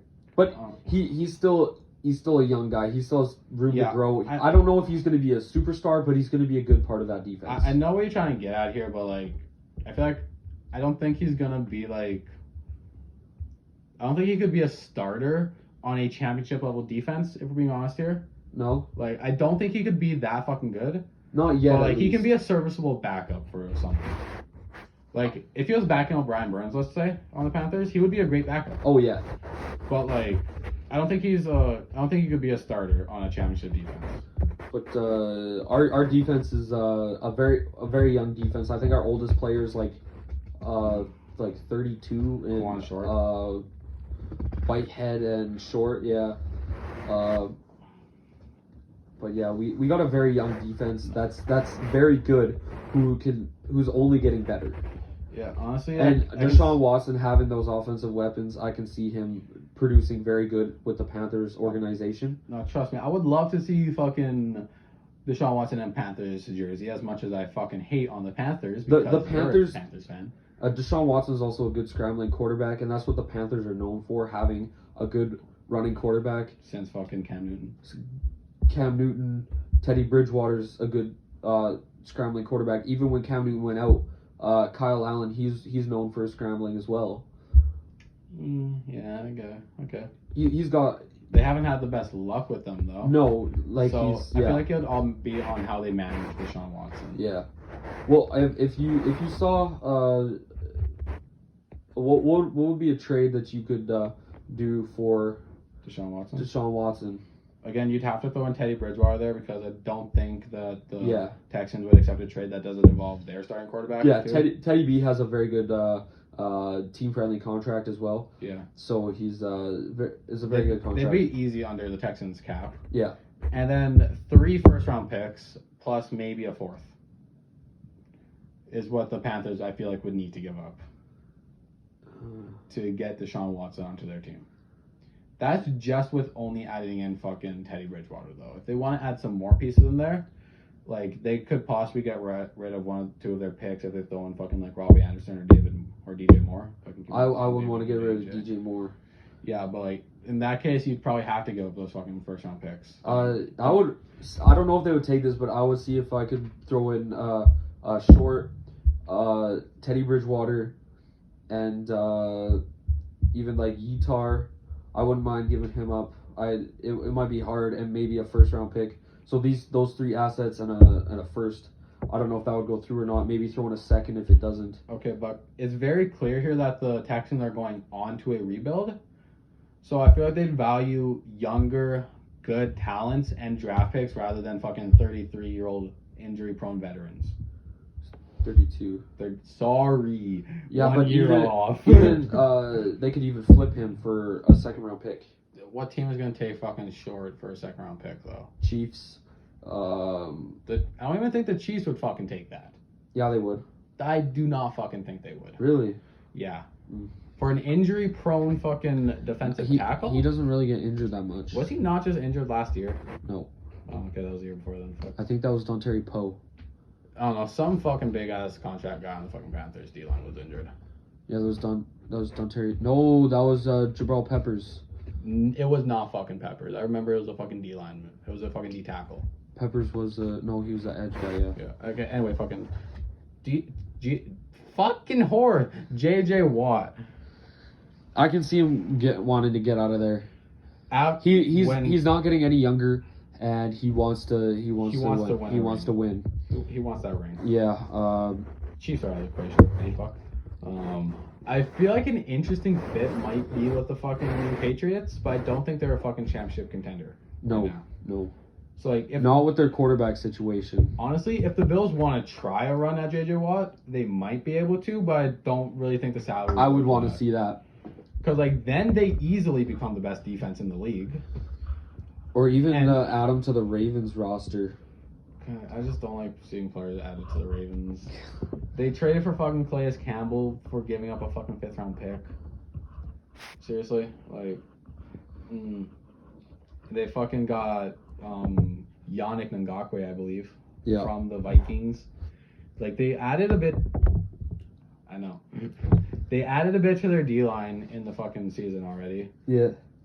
So unless they are fully confident in them becoming a Super Bowl team within the next 2 years, I don't think they make a run at JJ. No. Considering the fact they're a bit of a younger roster too. True. Even the Raiders. That might be cool. That'd be nice. Don't get me wrong. I'd like to see that, but I feel like he turned. The Raiders are definitely a playoff team. They just got shit out of luck. Like the Dolphins. Yeah. Dolphins. I just would like to see everyone in the fucking Dolphins jersey for some reason. Oh fuck. But like, what would be a trade package for him though? Yeah, you would have to. I think 1 first-round pick and some players, maybe like a 3rd-round pick too. Honestly, depending on who's going, you know what I mean? Like, depending on how much they value their fucking picks. Like, if honestly, you could probably fucking rip off the Texans for Deshaun Watson because they threw away DeAndre Hopkins for a 28-year-old running back who completely shit the bed, and they even gave up draft picks. That's true, but also quarterbacks are genuinely more fucking valuable than receivers are. That's true. Like, again, just fucking check out the Matthew Stafford trade. But J.J. Watt, I could see, honestly, probably a player and a pick. I could see like a 2nd and a pretty good player going. But again, this would pretty much all come down to if he wants to stay loyal to Houston or not, because he seems like a player that genuinely likes playing in Houston. Yeah. It's just I don't think he wants or is down to fucking continue with these 4 fucking win seasons while not having a good defense alongside him. Without having a draft pick even. Yeah, like they threw away their fucking future. What was that even trade? Like, how did the Dolphins get it? Their pick? I think it was for a fucking alignment, honestly. Oh shit. If we're being honest, I think it was for a fucking alignment. But yeah. So fuck. Texans literally do not know how to fucking manage their roster. I could be a fucking better manager than Texans. I could too. We're gonna talk about next here, fuck. Do we want power rankings? Yeah. Okay, here. You want me to go first? Or I'll let you go first. That's the wrong Bucks. We're not in the NBA. Oh, whoops. Alright, I think this is easy top 2 here, fucking Chiefs and Bills. I feel like they're the 2 best teams in football, if we're being honest. Right now, yeah. Like, yeah, Tampa Bay made it, but that's because they didn't play the Bills. Bills, in my eyes, are going to have the best defense for a long-ass time. Did you see Stephon Diggs actually stood and watched? Yeah, he's going to use that shit as motivation. Oh, yeah. He might be the best receiver next year. Who knows? Honestly, he could be, though. I said the Bills, besides the Chiefs, are the best team, but, Bucks are still fucking there for obvious reasons. Like, they made the Super Bowl for very clear, obvious reasons. They know how to fucking put together an offense, apparently. Yeah. By adding way past their prime fucking Antonio Brown and fucking Gronk. Yeah. And Leonard Fournette and Le'Veon. No, fucking Chiefs got Le'Veon Bell, I forgot. Yeah. But, they know how to get shit done, apparently. They put together a very solid defense.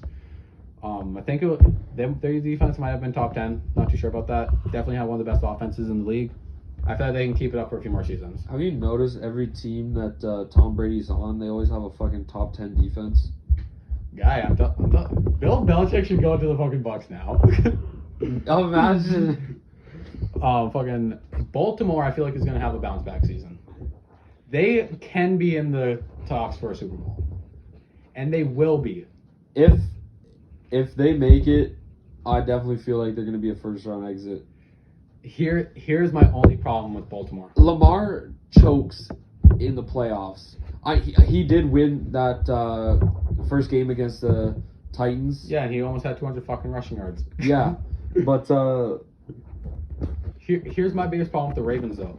They don't have consistent pass catchers around him. And Lamar just doesn't make that good of reads in the playoffs. Like, trust me, I have him as an MVP candidate right now. But I Yeah. feel like their defense needs to step up if they want to fucking get to the top. Which is the exact same thing that my fucking number 5 here needs to do. Almost a record-breaking defense this year. We all know who it is. We all love the team, except for Carter here, the Seattle Seahawks. No one loves that team except for Derek here. I'm wearing a hoodie and a hat for it. Yeah, exactly. That's, But, why again- no one loves you. Again, all I need to see from Seattle for them to make the Super Bowl, literally all I need to see is Russ's consistency and the defensive consistency. And DK not dropping the ball. See, Russ can make any receiver look like a top 5 receiver. I'm going to be honest with that. He has arguably the best deep throw in the NFL, arguably the best deep ball catcher in the NFL with DK Metcalf when he's not deciding to drop 5-yard slants. And, Or even wide open passes in the shut end zone. the fuck up. Wait, are you talking about that one against the Cowboys? I think so. But hey, he can also fucking play defense. Did you see CD Lamb's catch where he completely did a 360 Yeah, I fucking saw floating that. in the air? I'm like, yo! But all I need to see is some Russ consistency and the defense not allowing 500 fucking yards per game. Should I go over yours or do you want to read over yours? Oh, I want to read over mine. Hold up. Oh, you kind of surprised me with yours a bit, I'm not gonna lie. Really? Yeah. Yeah, mine's pretty surprising. But honestly, I feel like it could happen. So for my power rankings, I got Chiefs, obviously. No explanation needed. Yeah, Bills number 2. No explanation needed. They're so good. I think they should have beat the Chiefs out, honestly. Honestly, but they kind of shit the bed a bit. But they just didn't produce. It was Allen's first game, I think or not first game. Sorry, second playoff appearance. second playoff appearance. Yeah, they made it last. He's a little rattly. You know, he's nervous, but Yeah. honestly, I got the Packers. I think that the Packers can they can do it again. They're gonna fall off next year. I know for a fact. You're hearing it from me. If Rodgers stays, I feel like they can come back. Except here's my thing. I think we actually missed this guy in the free agency part of this. I'm 99% sure Aaron Jones is a free agent right now. Arguably played like the best running back in the league this season, and is arguably the best player on that offense. And he denied a fucking contract that would have paid him close to $70 million. Arguably, I would say no because Devontae Adams is on that. Yeah, but like, you can actually have an argument for that. Yeah. Anyways, I got Seattle if These two fucking surprised me. if their defense steps it up and we can make some additions in the offseason. yeah. And this last one's gonna surprise Everyone. I got Miami. I feel like Miami can do it. They were 11-5. I thought they were 10-6. Were they 11-5? I think they were 11-5.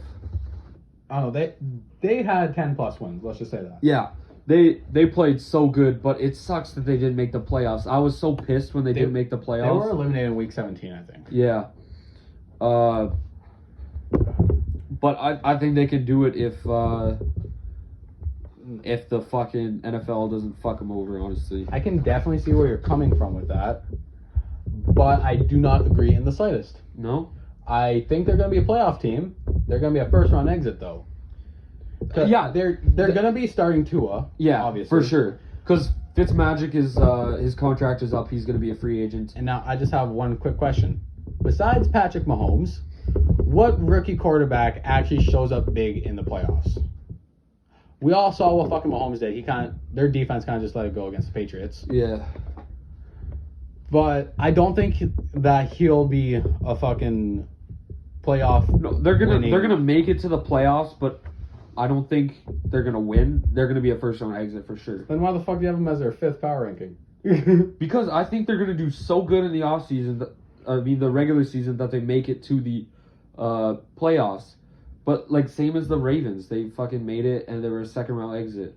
Yeah, Even last year, they made it. They were a first round exit. because Derrick Henry decided he wanted to be on fucking steroids and use Earl Thomas as a blocker.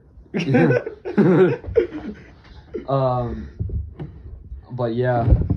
So that's my rankings, honestly. All right, now another question for you. Do you want to go to back to rookie? Oh, Dak situation. We talked about this a little bit, but He's gonna get the bag from Dallas. yeah, we think he's gonna stay. But honestly, what are some landing spots that you think he could land in free agency if he doesn't decide to re-sign? Now the Bears are kind of a consistent theme with me because I know for a fact they're not gonna be having fucking Mitch Trubisky or Nick Foles as the starting quarterback next year. Yeah, I think they're gonna be. They're gonna move on from Nick Foles first of all. Oh, Nick Foles and Trubisky. I think they're both gone. They might keep Trubisky as a backup, Maybe. but Dak Prescott, if he wanted to, he could go to the fucking Bears. Especially if Robinson stays there, he would have a. That'd give him a bit more reason, but also because again the Bears defense can carry them through a lot of games. Yeah, that's true. Especially if Khalil Mack goes back to his like Raider days, like where he won fucking Defensive Player of the Year. Yeah. Easily, their defense could possibly take them to the NFC Championship. Yeah. I believe it could be that good. But honestly, I don't think he would go to the Bears if he didn't even stay in Dallas. Honestly, it's not gonna happen. But I would like to see him in a blue and black jersey. Ah, yes, the Blue Jays. No, the Panthers. It would be cool to have him on the roster, but I could even see him going to the Steelers if Big Ben retires. Okay, I know he's gonna play next season. Big Ben? Yeah, he's gonna play next season. Really? Yes, I think he came out himself and said that. Mm. But I think the Steelers need to move away from Big Ben. I think so. Like Big Ben, he played good, but at the end he started getting wear down, and he started playing inconsistent. Age is very much catching up with him. I think he's like 37, 38, around the same age as Aaron Rodgers, except Aaron Rodgers is a million miles better than him. Yeah. Like, I don't fucking know. But yeah, I think Dak is gonna resign. If he doesn't though, like, fuck it, move to New York. Go to the Giants. That could happen. That could be an option.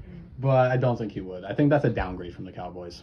Yeah, for sure. The Cowboys are a good team when Dak is on there. I mean, let's be honest. The Giants' best game was against the Seahawks because the Seahawks shit the bed. Zeke did not have a good season, but no one on the Cowboys did. Yeah, that's because he didn't have his quarterback there with him. Honestly, I think a running back is way better when he has his quarterback with him on the field. I think that really just keeps defenses guessing for that, especially with fucking Amari Cooper there. Like, with Andy Dalton, I don't think defenses were as scared as they would be with fucking Dak Prescott, obviously, because top 10 quarterback when he's healthy. Yeah, but Dak Prescott's definitely gonna resign. To the deal that he was supposed to get before his injury. Yeah. Like, I think that might have made him a top 3 highest paid player in the league. He's not going to get that contract anymore. No. Because I don't know how the fuck his injury is going to affect his future. Yeah. But he's still going to get the fucking bag. He's definitely going to have to be a more of a pocket passer instead of relying on his legs as much. Like, maybe shift to an Aaron Rodgers type player. Yeah. Or Tom Brady. No, Aaron Rodgers. Yeah, Rodgers likes to scramble. Rodgers can scramble, except he should have fucking scrambled in that fucking Bucks game. That pissed me off so much. Low-key could have won them the game there. Yeah. But no, he can turn to an Aaron Rodgers player where he focuses on passing first, but if he needs to, he will go and fucking scramble. Okay, yeah. Cam? Yeah, let's do Cam. Cam Chancellor, best safety of all time. Just came on Cam. Cam Newton and Ron Rivera. Is Cam Newton and Ron Rivera going to reunite in the Washington football team program? Short answer for me, no. I think he's going to. His contract's up with the New England Patriots. He did not have a good season. He don't sign to a 1-year deal. Yeah, he started off good, but started off decent, not good. Decent. He was top 3 in fantasy. Yeah, but we're not using fucking fantasy to determine how they played in real life. True, but like. I think it's going to happen. Honestly, they need a quarterback. I think Cam's the guy for him. Ron Rivera knows Cam. He drafted him. I think it's a perfect match. Honestly, I feel like at this point, Cam wants a ring.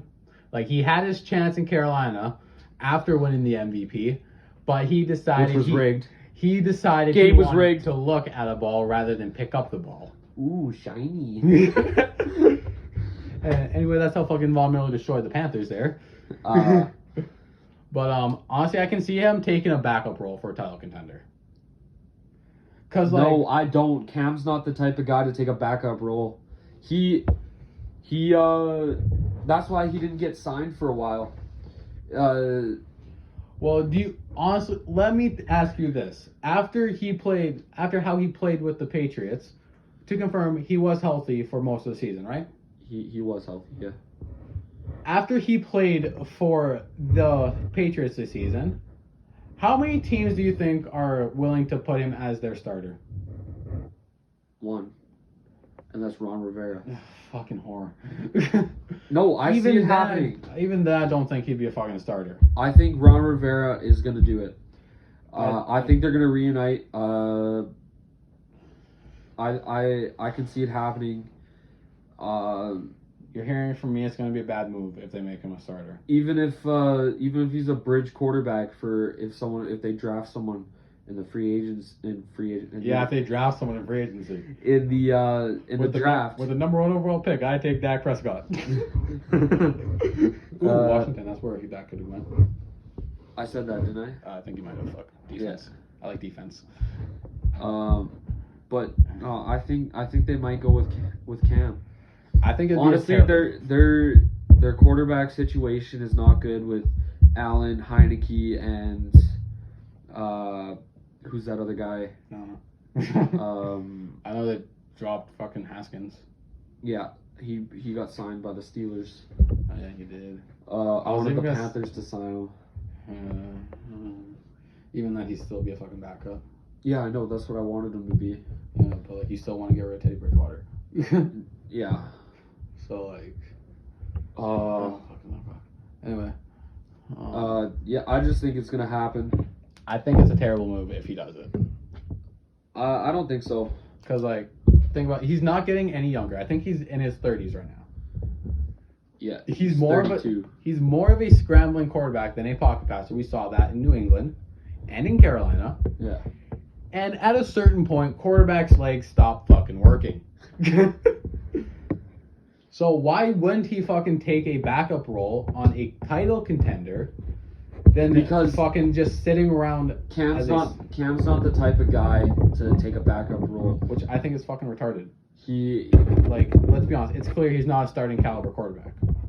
See, that's where I disagree. He just doesn't show it at times. He didn't show it for the entire fucking season. He had he did. He had more passing interceptions than he did passing touchdowns. Yeah, that's because he's with a new franchise. He also had 4 passing touchdowns, I think. Okay, anyways. So don't try and pull that shit there. That's what we... I just think it's going to happen. Honestly. It's a terrible move if it does. But, all right, let's move on to the next one. Best rookie this year in every position and expectations going forward. You want to start a quarterback? No, start at quarterback. Obviously, it was Justin Herbert. Yeah, Herbert's got to be the guy. He played so good for that team after Tyrod Taylor got his lung punctured. Oh, yeah, if I remember hearing that. I feel so bad for him because after he was healed, they're like, you know what? I think we're gonna stick with Herbert. Justin Herbert. He's playing good for us. Honestly, I felt bad. Everything that happened to Taylor is just. God. Yeah, you had no choice but to feel bad for him. Yeah. All right. Yeah. So quarterback, Justin Herbert. Honestly, I think he's the best quarterback out of the draft right now. I still think Tua has a chance of being the best, which I still think he is the best right now. I think he needs his opportunity, and I think he needs to prove that he is. Yeah. But right now, no doubt it's fucking Justin Herbert as the best. Expectations for him going forward, again, it's kind of what the Chargers do to put around him. Yeah. They have good weapons around him. They have Austin Eckler, fucking Mike Williams, Keenan Allen, fucking I don't know who their tight end is. Mike Gesicki. No, that's Dolphins dipshit. But anyway, you know what I'm talking about. They have a good defense too. Yeah. On paper. But expectations for him to keep up similar pace, kind of, except kind of improve on it a bit from his rookie season. Yeah. It's gonna be hard to do it in his sophomore season because a lot of fucking sophomores have slumps in the seasons. But like my expectation for him is to kind of build on that and guide the fucking Chargers to the playoffs. Yeah. Considering the fact that I fucking looked at their games today, obviously. Yeah. And there were like 7 games, actually 12 of their fucking 16 games were decided by a touchdown or less. Really? Yes. So Herbert showed they can keep him in the games. He just needs to find a way to finish the job. Yeah. Alright, running back. Running back. I think it's Jonathan Taylor. I was gonna say Jonathan Taylor. Or that fucking guy from Jacksonville. Oh yeah, Alan, something Robinson. Robinson. Where's the J? Fuck. J. I figure out fucking Jaguar is worth running back. But fucking Jonathan Taylor, not just saying this because he's on my fucking fantasy team now. But Jonathan Taylor, in my opinion, might be the best rookie running back right now. Oh fuck, where is he? It's not Jamal Charles. Fuck. James Robinson. Yeah, that's his name. Okay. So it's really between those two at running back for me. It would have been Clyde Edwards-Helaire. But he didn't get as much touches as I thought he would. Don't get me wrong. If we're going off of strictly week 1, how they performed in week 1, it's Clyde Edwards-Helaire. Yeah. He went God mode against the Texans. Yeah. But for the entire season, I'd either give it to fucking James Robinson or Jonathan Taylor. I think Jonathan Taylor beats Robinson out a little bit. Yeah. Wasn't he splitting snaps with Marlon Mack for most of the season too? Yeah. Jonathan Taylor? And some other guy too. Like, they had a 3-way fucking race for running back. Yeah, Jonathan Taylor's going to be the starter now. So, I feel like that would be an easy pick. Fullback, I don't think a fullback was drafted. Receiver, I feel like it's an easy pick here. Justin Jefferson. Can we all agree on that? Yeah? Yeah, it's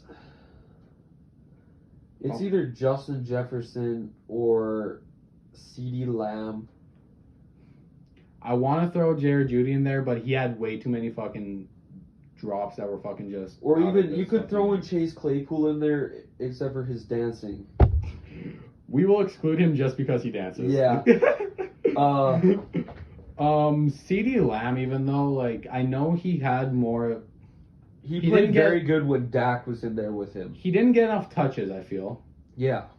Mainly because he was, like, the fucking second or third option. But when he did get touches, he showed up. He showed, yeah. But even he then, balled out. Even then, you can say the same about Justin Jefferson, except Justin Jefferson was he grew into the first option. Yeah. On that team. He almost he's like tied with Adam Thielen right now for the first option. I feel like he's going to get moved to the first option. Didn't he make fucking Pro Bowl too? I think so, actually. Yeah. So I feel like I'm giving it to Justin Jefferson right now, but I called in the fucking draft that Jared Judy would be the best. Yeah. But we'll just wait and fucking see for that. O-lineman, is this really important? I think it's fucking the Bucks rookie O-lineman. No. It's it was the don't tell me Giants. No, it was New York Jets.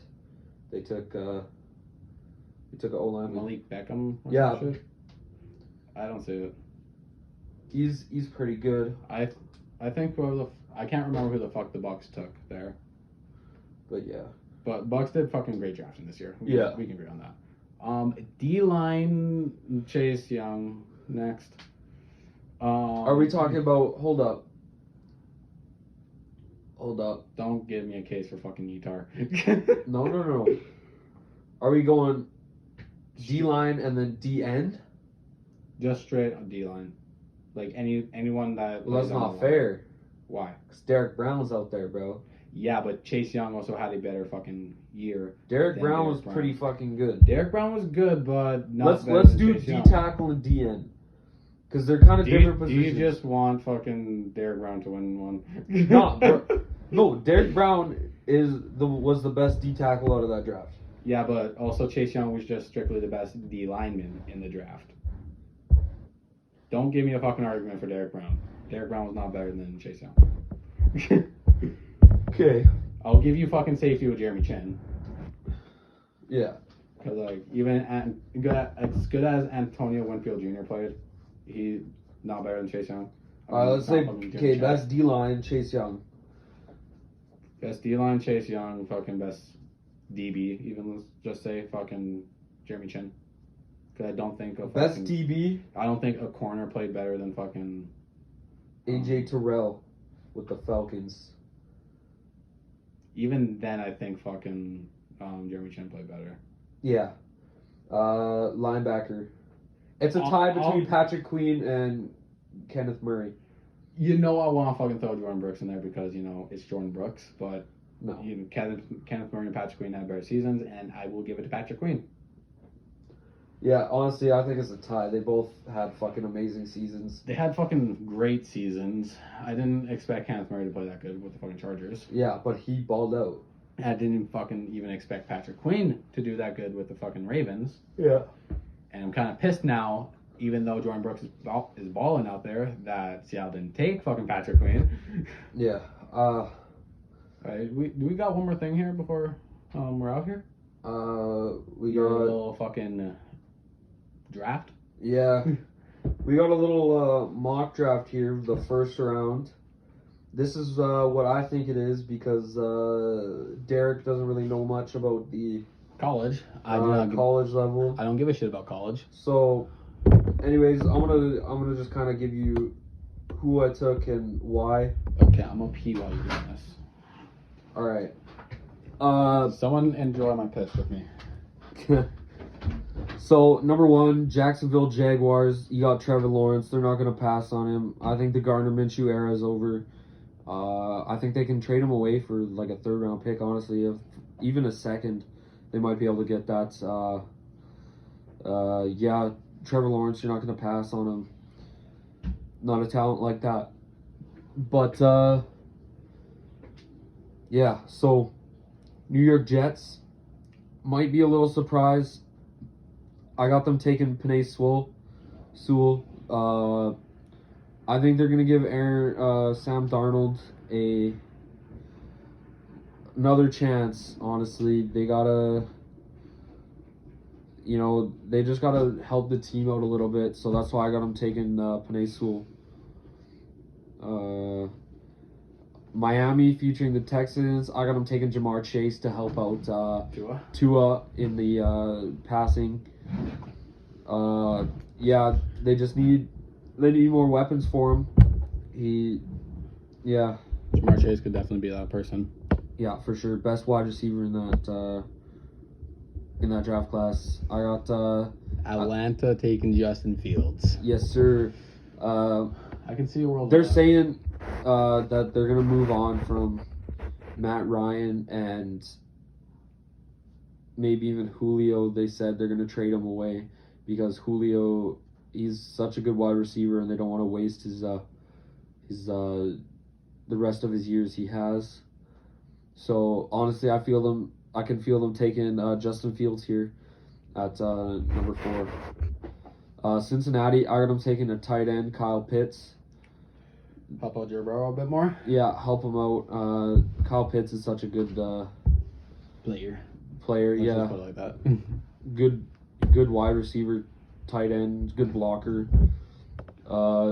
Philadelphia Eagles, I got them taking Jalen Waddle. Okay, can we pause this for a second? I'm not about to spoil the fucking draft here, but you fucking biased piece of shit with Carolina. No, actually. No, I'm doing it on like what they need. Fuck. Eagles need everything. Yeah, but I'm giving them plus linebackers. I'm giving them Jalen Waddle because they need more help at the wideout position. They also need help on the defense for their quarterback that they took. You know they're getting rid of Carson Wentz. Who's their? They said they don't want to move on from Carson Wentz, but they also have fucking Justin. No, fuck, Jalen Hurts. Jalen Hurts, yeah. I almost said fucking Justin Fields for a second. Detroit Lions, I'm taking D-Tackle, Kwity Paye. Help him out on the line a little bit. Yeah, Carolina taking Micah Parsons. This is my problem. Honestly, I don't understand how Isaiah Simmons was best linebacker out of that draft, and he dropped to 8th. I was literally gonna tell you, Carolina loves passing on their linebackers, unless they're named Luke Kuechly. Yeah, but this is also my. Yeah, but you also said that Micah Parsons is the best defensive player in the draft, and the gap between him and the next isn't even remotely close. Yeah. So why the fuck would you have a D tackle taken above him? Because they You need want D-tackle. him in Carolina. I do, bro. We need that new Luke Kuechly, okay? No, just ask him to come out of retirement. Or even fucking just train the linebackers instead of having him as a fucking scout. Anyways, yeah, Carolina takes Micah Parsons. Help out at that linebacking core. We need the help there. Denver, I got them taking Gregory Rousseau.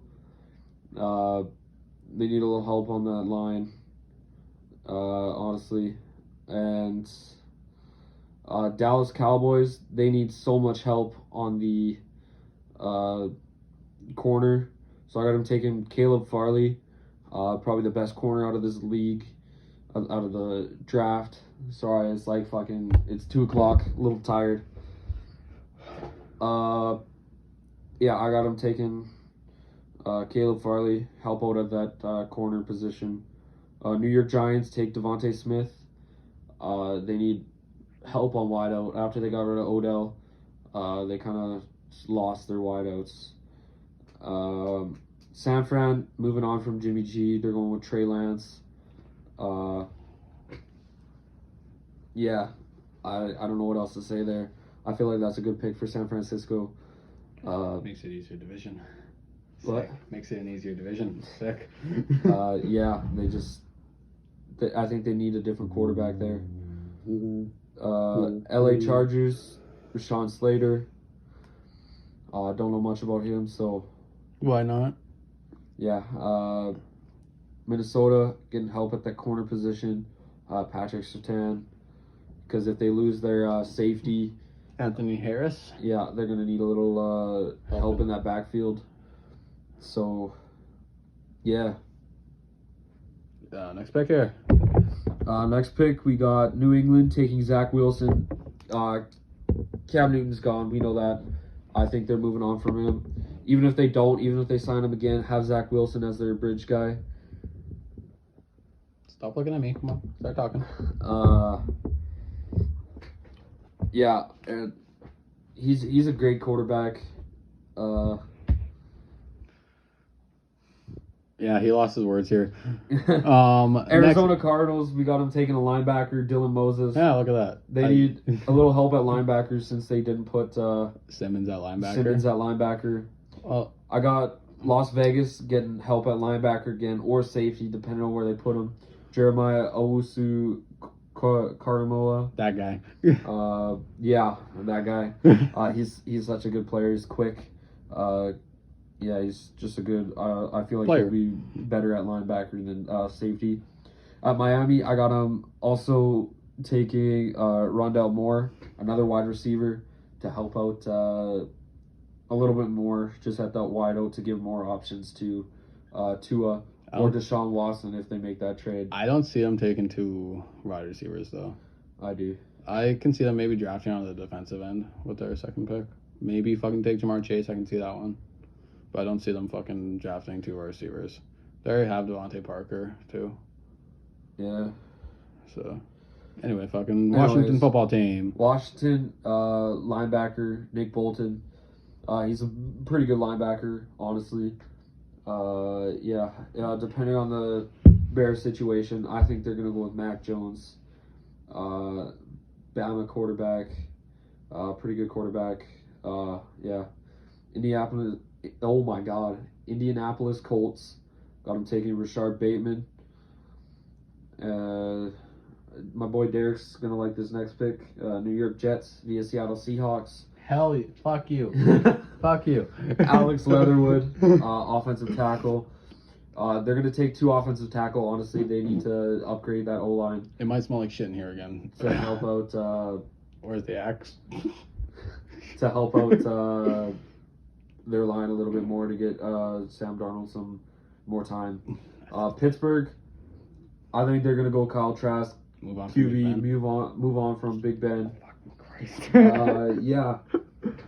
Jacksonville Jaguars, The Los Angeles Rams. Rams. Yeah. Stole my line, dipshit. Samuel Okay, good. Cosme, something like that. He's a player. Yeah, don't know much about him, but yeah. We got Cleveland Browns taking Patrick Jones. I don't know much about him either, but I just see him going there. Because that's a Cleveland move. Baltimore Ravens, Creed Humphrey. Don't know much about him either. Yeah, the Saints taking Joseph Osai. Green Bay Packers taking Christian Barmore. Buffalo Bills taking Levi Onwuzurike.